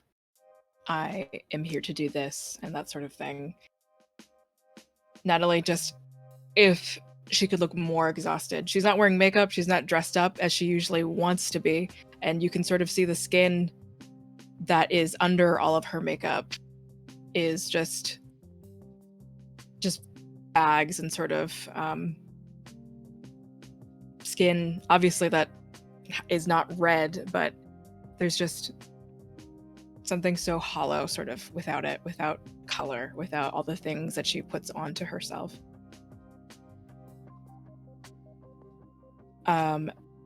And Chester just did 2 rouse checks, and he succeeded both.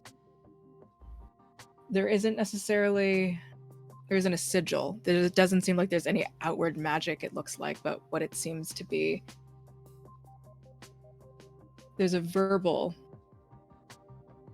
thing that he does, something that escapes your ear, escapes any tongue within this room.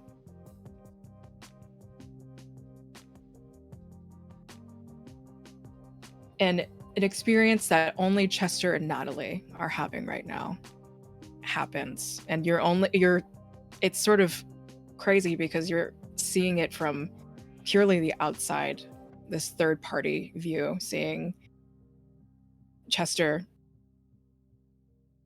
He doesn't need to raise his hands, but it feels right to do, to like establish some sort of pathway, some sort of link to Natali, even by way of not just by touching, just providing an opening, providing a welcoming sort of gesture. Natali, her eyes sort of widen, her shoulders get tighter, and she's gripping onto the bed, her like little bed sheet, her comforter. And after really only a few seconds, her face just completely as if she had learned completely forbidden knowledge that even she couldn't handle. She suddenly closes her eyes peacefully, and Chester will sort of catch her as she faints or something, goes unconscious again, puts her down, pulls the sheets, then like comfort her up to be polite, that sort of thing. And you look at him as he turns to you, and it looks as if he has now taken on some of that Natali's hollow sort of stare, gaunter, however more gaunt Chester already came to you. Horrified, but still attempting to put himself together, still somehow attempting to keep himself in the shell that he came in with, but shaking. I think that... What happened? What was that? What did you do? What?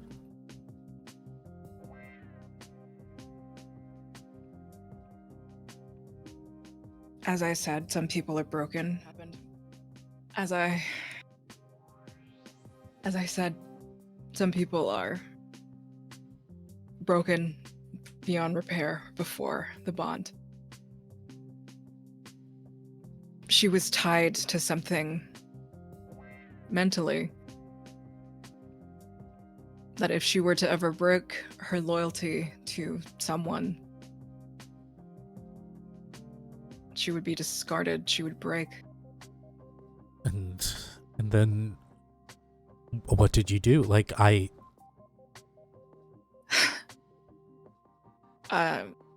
maybe you don't want to know. She's okay now. She's okay. She'll need to continue to rest. Shh. But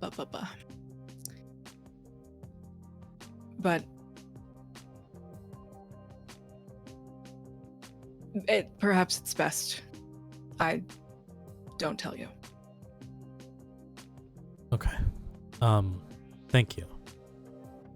And I think Chet is going to approach Natali, kind of stroke their hair, kind of like sit by the bedside.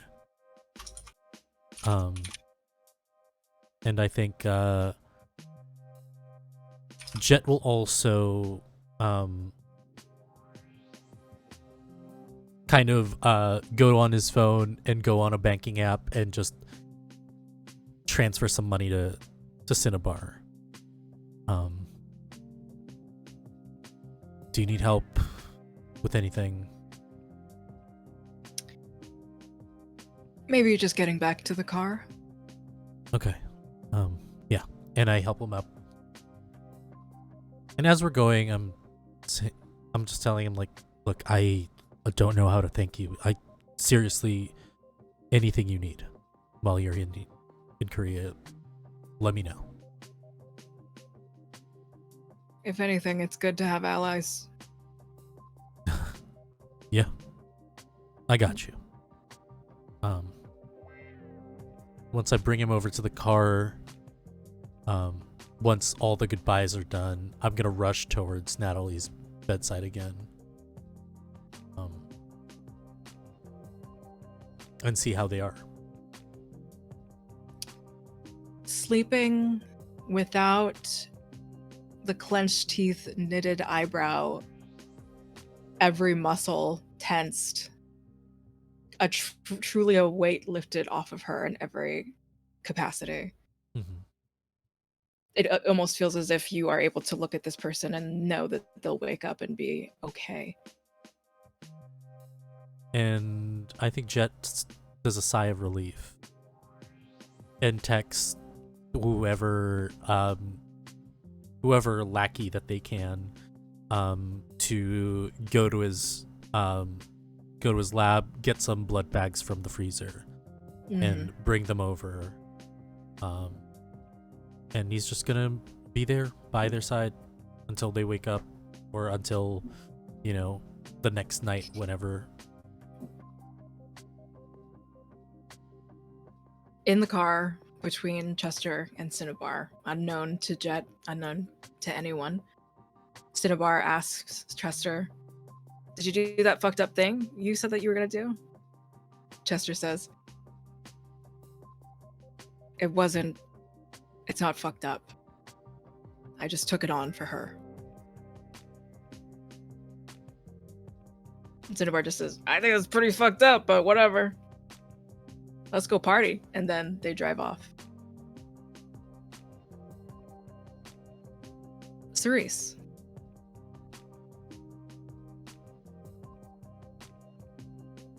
You have been waiting in a pre-trial conference room, truly just an office, spacious enough, thankfully, between you on sort of one side, Hana Yoon on the other, and Bertrand Cyriel.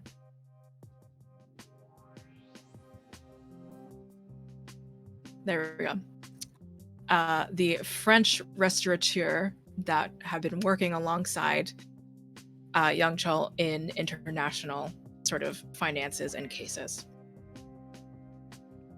The problem being, Young Chul isn't here yet.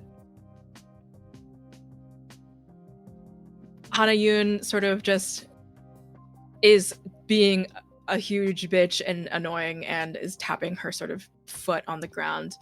The judge, a sort of just like a bespectacled, middle-aged, old sort of man. Shaheen. What is this man's name? Because I don't think I could just say like judge. I don't fucking know. Judge.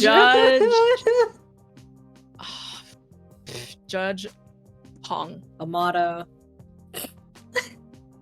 Hong. Hong. Hong, whatever. That's my grandfather's name. And Cerise' grandfather. Yeah, it's Jay's grandfather specifically. And Cerise will turn to Bertrand Cyriel. Bonjour, Monsieur Cyriel. And then turn to Hana. Hanashi. I think Bertrand is like just kind of it's like one of those things where it's just like when there are other foreign people that are like in a room with other foreign people and we can all speak Korean, it's still weird even though you're all sort of in a similar situation. Bertrand, who just seems to be this like low ponytail French man, it seems that there's some like he's probably Asian mixed something, wearing a put together suit, not trying to be showy or anything, although that is his brand to be showy. Just sort of gives you like a furrowed brow, but like gives a quick nod. That's an awkward sort of thing. Like, do we shake hands or bow? Whatever. I'm not gonna touch you. And eventually, a beautiful 15 minutes late, Young Chul Min finally sort of rushes in, like just almost as if he had just tried to, if he literally just put on his jacket, just he's not put together whatsoever. But he comes in with sort of all the flair that he attempts to have. Sorry about that, everybody. I've made it. I am here. Let's get started. Yes, let's get started. Hanashi, how are you? You don't look so well. And sure enough, there's maybe just like a little bit of what seems to be an attempt to hold back tears. Just a little bit of like running lower waterline, black eyeliner just kind of beginning to smudge at like the corner of her eye. But she looks at you with the most strained business smile and just sort of goes, sort of rude to say that someone's looking tired. I only mean that if today's not a good day for you, we can always find a replacement. Maybe one of your colleagues could take over for you for today if you need the rest. Justice isn't something that can just be replaced with extra days. Of course, of course. My apologies, I was only trying to be kind. But seeing as my client is here, let's get started. Hana Yoon stands. Hongnim, whatever. She doesn't say whatever. Does she say whatever? No. My client, Bertrand Cyril, has been a victim for, at the very least, 5 cumulative years.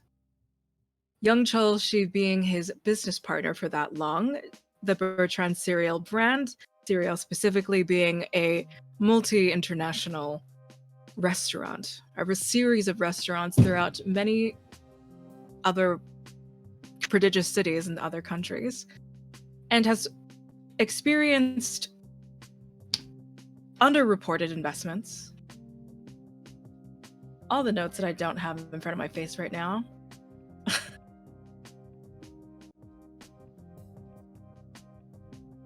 Underreported investments, underreported charity and auction benefits, where it's unclear where the money even came from to obtain certain items. One being a sculpture of a golden pig, as well as, of course, a litany of underpaid workers.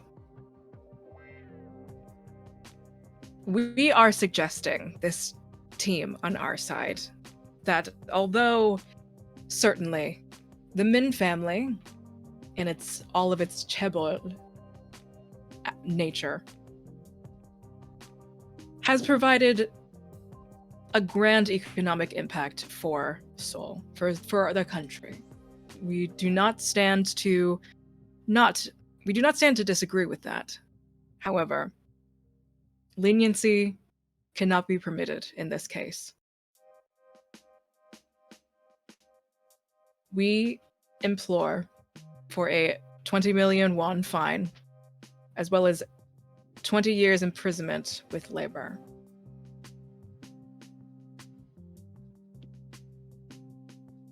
That's quite a story that you've spun up for yourself. I might implore you to remember, Hongnim, that all of the evidence that the prosecution is trying to bring to trial, if we do go to trial, which I sincerely hope we won't, is all circumstantial. After all, it's not a crime to be a benefactor to society, nor is it a crime to be a patron of the arts. And in terms of underpaying workers, I can assure you that all of Minchi's employments are up to the legal regulations. So unless you're implying that the government of South Korea is incorrect in its labor laws, I'm not quite sure what my client has to do with any of that. With all of that being said, we're really not here to ask for leniency either. What we are here for is to ask that your client, Monsieur Cyril, settle. We have quite a generous offer as well. And I think at that, Cerise pulls out a piece of paper that is like folded up that's in their briefcase. They put it on the table and they slide it across to not to Hana, but to Bertrand. Hana intercepts it. She will sort of conferring with Bertrand, opens it, just sort of expecting it to be nothing. And remembering that Young Chul had specified in a previous meeting with Cerise that he has unlimited funds to offer for a settlement, and Cerise wanting this to be over sooner rather than later, and really just not wanting this to go to trial at all, has written on the piece of paper a settlement offer of 1 billion won, which is half of the amount that Young Chul has supposedly embezzled, and quite a ways more than the fine that they want him to pay. And Cerise will wait for Hana to open it and have clearly read it, and then will smile this brilliant, absolutely fake smile at Hana and say, really, my client shouldn't have to offer anything at all, given that he has done nothing wrong, but seeing as he is a benefactor to society, consider this a gesture of goodwill to his business partner. A parting gift. Because I'm sure after this, their business relationship has quite soured.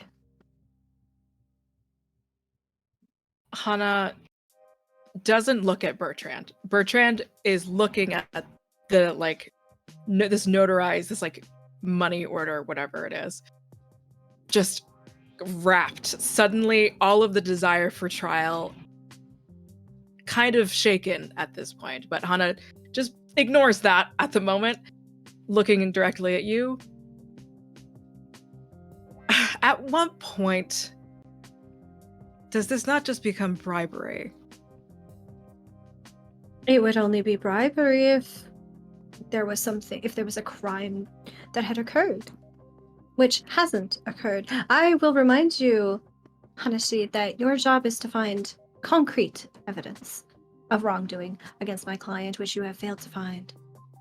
I'm simply trying to save our taxpayers' dollars by avoiding an unnecessary and drawn-out trial. As kind as that is, there are numbers signifying all of the underreported whatever, in finance words. Salaries completely just... How have things just disappeared within a certain amount of time where it seems that Young Chul has also... Sorry, she doesn't say Young Chul. Minshi provides a pleasure cruise somewhere. A few of those. I'm sorry, but the leisure time of my client, or of your client for that matter, is not of concern here. And as for all of the underreporting, I will remind you that my client, Minshi, is not the one that handles those day-to-day bookkeeping businesses. He is far too busy to handle that kind of menial labor. If you look through the employment records, and Cerise will kind of point to one of the files that's sitting on the table between them. If you look at the employment records, you'll understand that there is a financial assistant that handles all of that, by the name of Haji Su.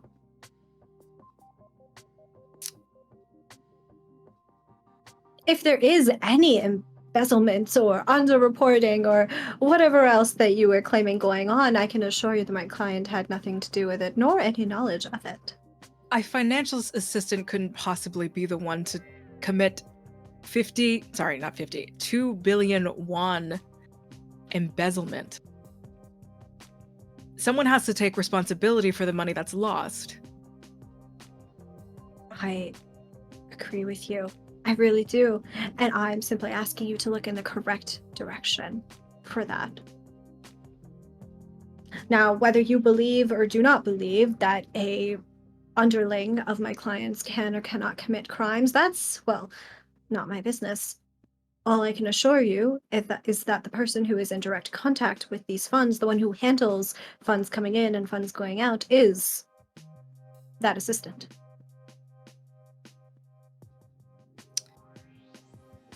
And why hasn't this assistant's name come out until just now? Are there other assistants? Are there other names that we're just not aware of? You have the full employee list right there, don't you? The reason that we have not spoken this name up until now is because, well, you may not want to believe it, but Minshi actually cares very much for his employees and is not about to just throw somebody under the bus in order to save his own neck. And we did not believe at all that there was any such embezzlement going on in the first place. Needed to look into it ourselves. We only present this name to you now so that you may continue your investigations if you'd like, but in the correct direction. As unfortunate as it is that someone else in the company may have done something like this. And I will remind you again that they are co-business partners, Monsieur Cyril and Minshi. They're both equally liable for anything that goes on in their company.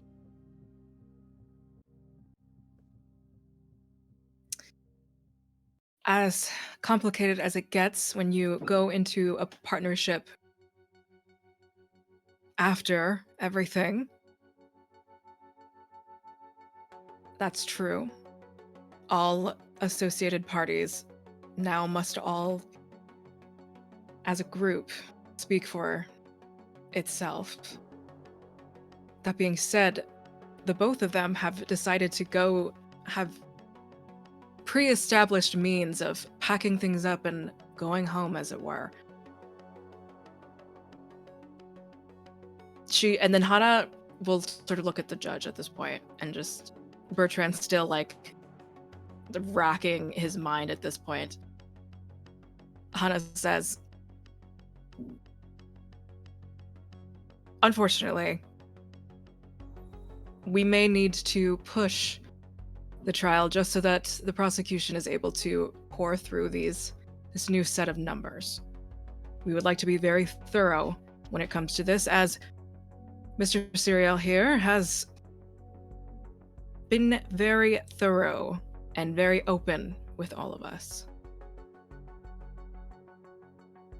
And Cerise will turn to Bertrand and say, that's a time-limited offer, by the way. Minshi's goodwill only extends so far. I'm sure you'll understand.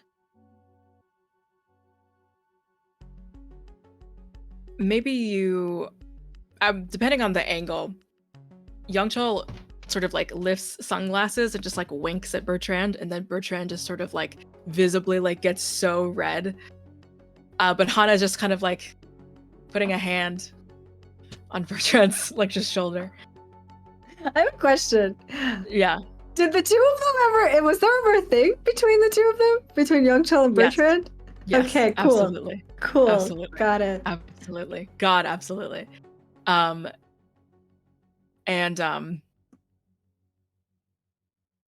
Hana looks, she's just at this point lost. With new information, with a name that like an entirely new thing to research at this point, having to push back the trial for, unfortunately, this one bit of information that is huge, changes a lot of things. I think the judge, I would love for, well, actually, do you have a particular reaction to that request?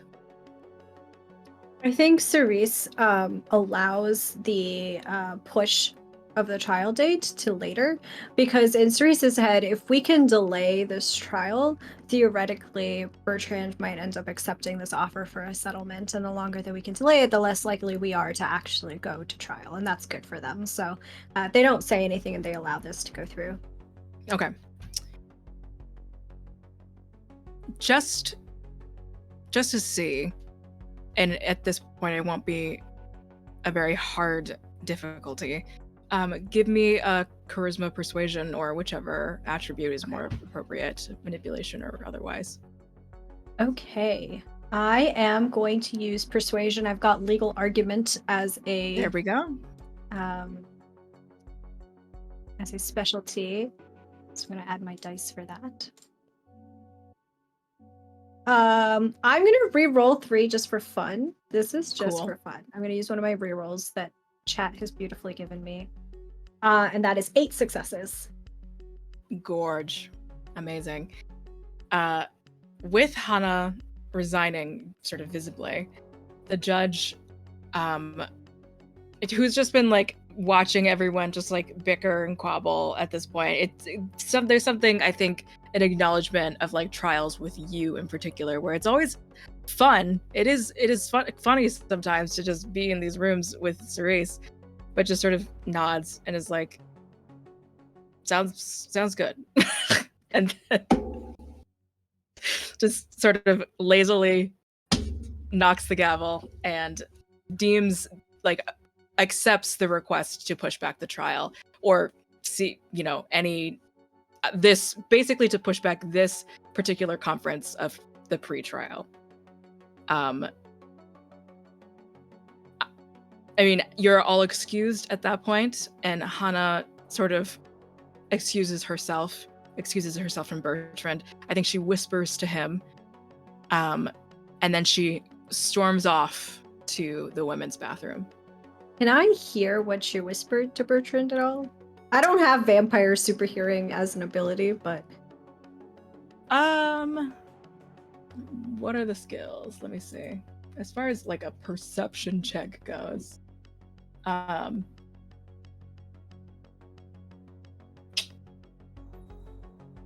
can give me like a wits investigation or something. sure. Insight works. Yeah, let's do. Yeah, it's the same either way, so I'll do wits insight. I will use a reroll for fun because I have so many of them.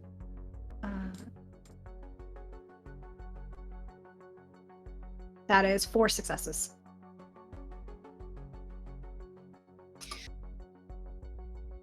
I think you're catching the tail end of like basically like, don't fucking talk. Just sort of that energy. She storms off to the women's bathroom. And Cerise, I think, kind of similarly will turn to we'll turn to the judge first and say, Hongname, I really appreciate you presiding over this mediation that we're having. And I look forward to seeing you again for the next time that we meet. And they will turn to Youngchul, and very similarly, I think, to Hana, but with less anger in their voice, will also say, like, please keep your mouth shut. This is going very well for us. And they will get up and they will actually follow Hana to the bathroom, but will first, I think, like, without going in, we'll just listen at the door to see, like, if Hana is, like, meeting somebody or if she's... Yeah. The sink, the faucet is just sort of running, and you hear kind of like a hand splashing sort of sound. But no voices, nothing. No voice quite yet, yeah. Okay. I think Cerise will, like, wait a beat just to be sure. And then if still there are no, like, voices or anything like that, they will walk in to the bathroom. Hana has fully set up like a whole skincare station in this bathroom. Her hair is just up and she's just like taking her makeup off. And you can see like swollen eyes and like red cheeks just sort of like under from crying. And at this point, seemingly it's better to pretend that maybe you got skincare in your eye or something, rather than crying during the meeting itself. And she can't see anything. She's just sort of at the point where she's like drying her face now. and just Is like it- kind of doesn't expect anyone to say anything. Yeah, Is it obvious that she's been crying, or? very obvious. And knowing what Cerise knows, they know why that she's crying. They know why she's upset. And as much as they don't like her, I think they will kind of slowly and quietly walk up to like just a few sinks down and like lean up against the side of this counter. And very quietly, very gently, will say, "He's not worth it, you know." She looks up at you, red, puffy face. And just like her like face just kind of like, you know, crumbling, just sort of, he didn't call me this morning. Yeah. It's kind of my job to keep track of cops, prosecutors, all of you. Trust me, it's not worth it. Did you see him? No. But I know of him. Did you I know see a lot who about he was him. with? Oh, you mean this time? This time? Like I said, he's not worth it.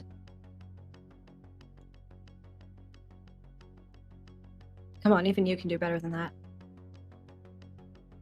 I know we're mortal enemies, but at the very least you could have told me the first time. It's not really my place to meddle in other people's relationships, generally speaking. Yes, it is. Only when it's relevant. And in this case, you're not really being a very good mortal enemy if you're distracted by your bastard of a boyfriend. Sorry for being human. Yeah, sucks. Because of you and young Chol Minchi, anyway, we have these meetings so It's fine. fucking late.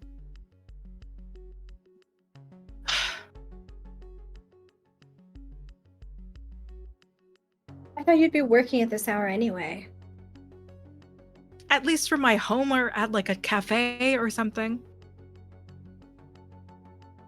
I mean, you turned your office basically into your home, right? It's how you get partner. I heard you were gunning for it at your firm.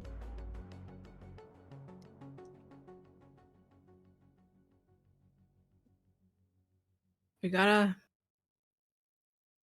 go higher. No matter what, right?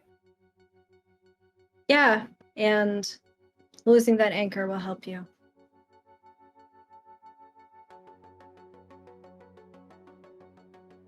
Thank you. Yeah, don't Please go leave the thanking me. bathroom. I just want you to put up a fight, okay? But do take that offer. It's a good one, and you know it. I cannot confirm or deny blah blah blah blah blah blah.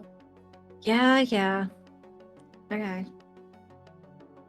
And Cerise will, I think, like very not quite dramatically, but like much more forcefully and theatrically than they need to, will like push themselves off of the counter and will kind of like turn to leave the bathroom. And before they do, I think they just kind of like stop at the door and they turn around again and they say, "I do expect a fight though. It's not fun otherwise."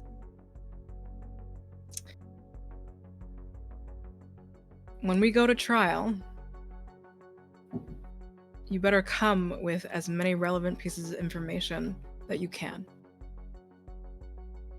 We won't go to trial, but that's the spirit. And then Cerise will leave. You hear her just kind of like behind the bathroom door, just like slam like the porcelain, like the sink, and like she's like frustrated all over again. But that was the pre-trial conference. Young Chol just sort of like kind of, he's like already on the phone, already doing something, but he just like thumbs up at you, like foot out the door, that sort of thing. And Cerise, you get a text, as well as you, Jet. You also get a text. Viridian has texted Cerise, just a how'd the meeting go, with a little heart, and then has also texted Cerise. Also, long story, I'll explain when you get back, but I have another ghoul now. ... Smiley face. And then Jet, you get a text. Hello, Raid. You get a text, Jet.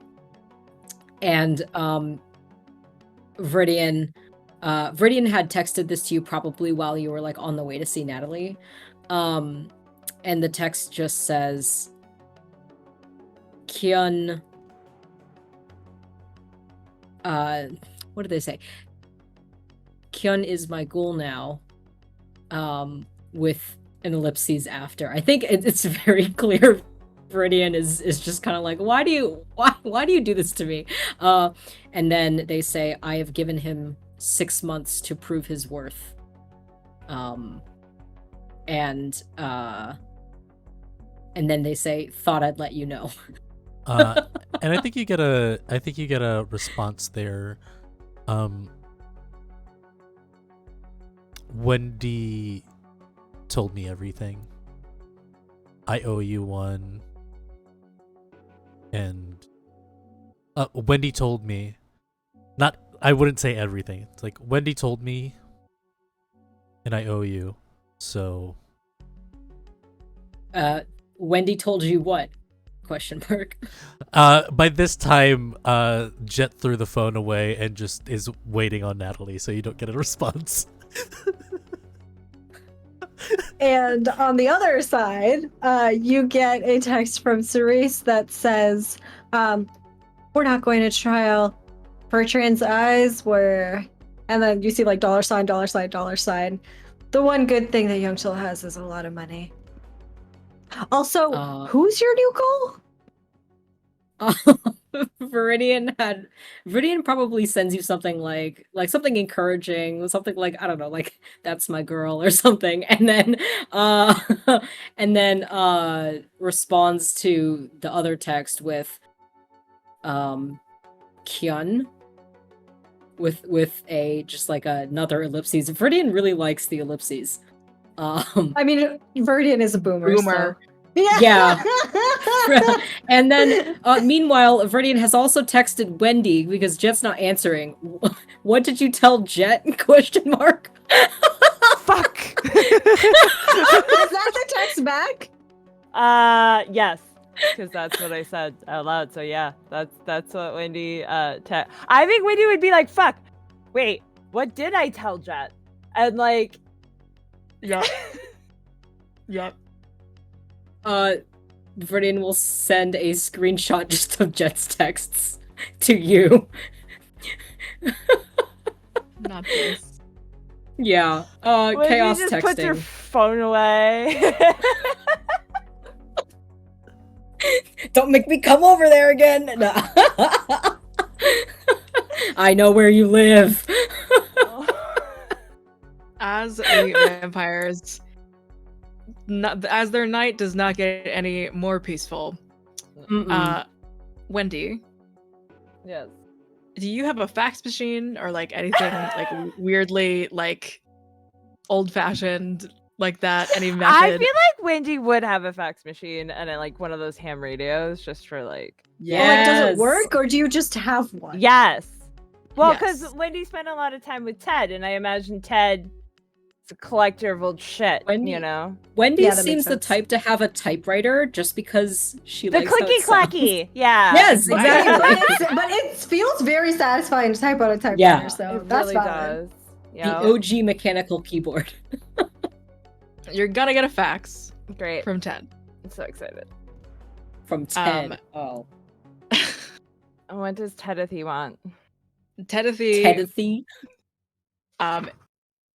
ever so diligent, ever so paranoid, making sure that he can get all the information that he can, has a full list of all the names and faces, whatever he can get, on the security sort of layout at Seoul Fashion Week for all the days. And in particular, there are 2 like circled or just like notable names for the day of Rin Isaiah Pierce's specific day where the showcase is happening for them. Mm-hmm. The 2 names that are circled are George Statham and Barbecue. Sorry. Okay.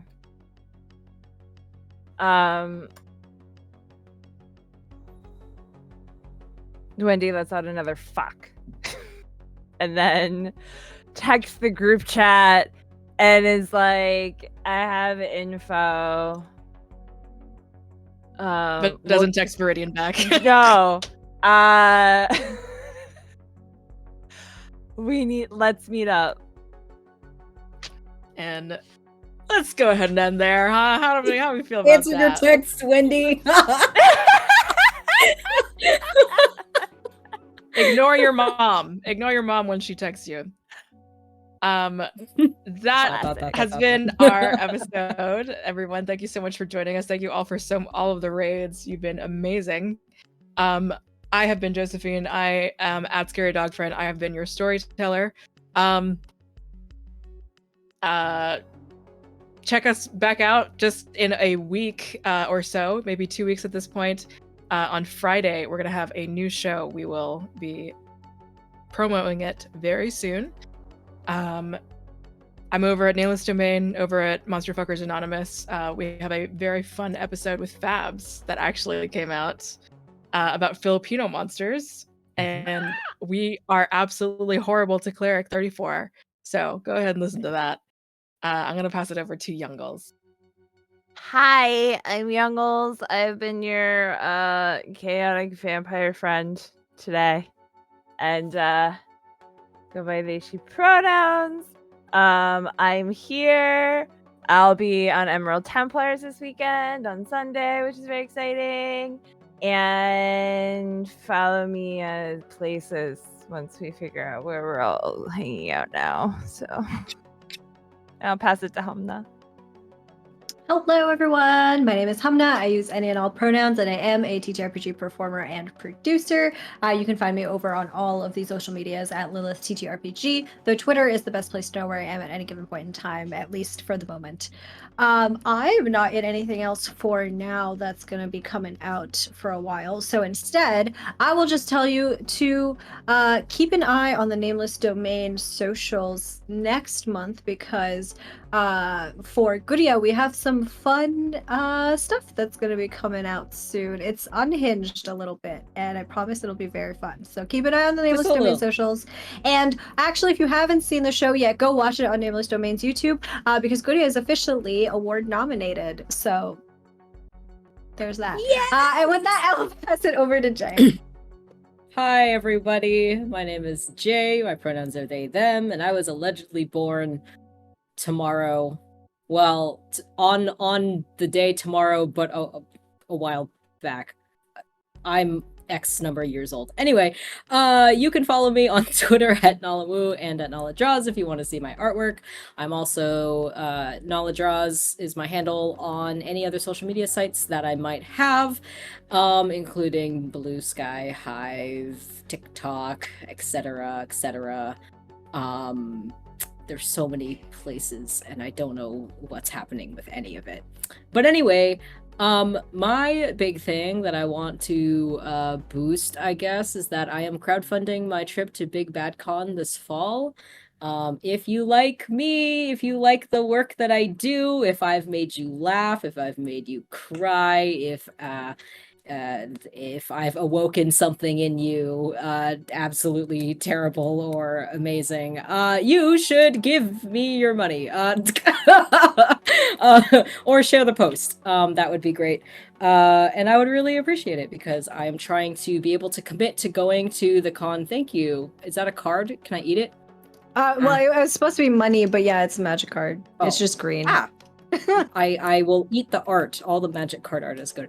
Anyway, I'm trying to be able to commit to going to this convention before the event submissions close. I have a lot of events I've been asked to be a part of, as well as many things that I have pitched myself. One of which being a workshop collaboration with Rue on actual play makeup design, and we will be doing a demo and basically be teaching y'all how to best create your own makeup looks for streams, and I'm very excited about that. But if you want to see me there, donate to my crowdfund, I guess. Thank you so much. Gonna throw it to Fabs. What's up? This is Fabs. No, this is Jet. I've played Fabs. Yeah. Yeah. We love you, Jen. Love you, Jen. But yeah, you can find me on Rockets and Pens. I'm a comic creator and also producer and performer. This week is not the only week. You can see my lovely face. Go over to Stella Luna's channel, Stella Luna TV, on Saturday, where we are premiering our first episode of our 3-part Monster of the Week campaign called Lodged. A lot of wonderful talent, such as Toffee Plays, and 2 newcomers to the space. So join us then. I'll be playing a very snotty rich boy Asian man, as usual. And apart from that, you can find me on Rockets and Pens here at Bad House RPG. Also, look out for some other announcements later on. We're working on some stuff. Wink. Bye. Wonk. Bye, you bitch.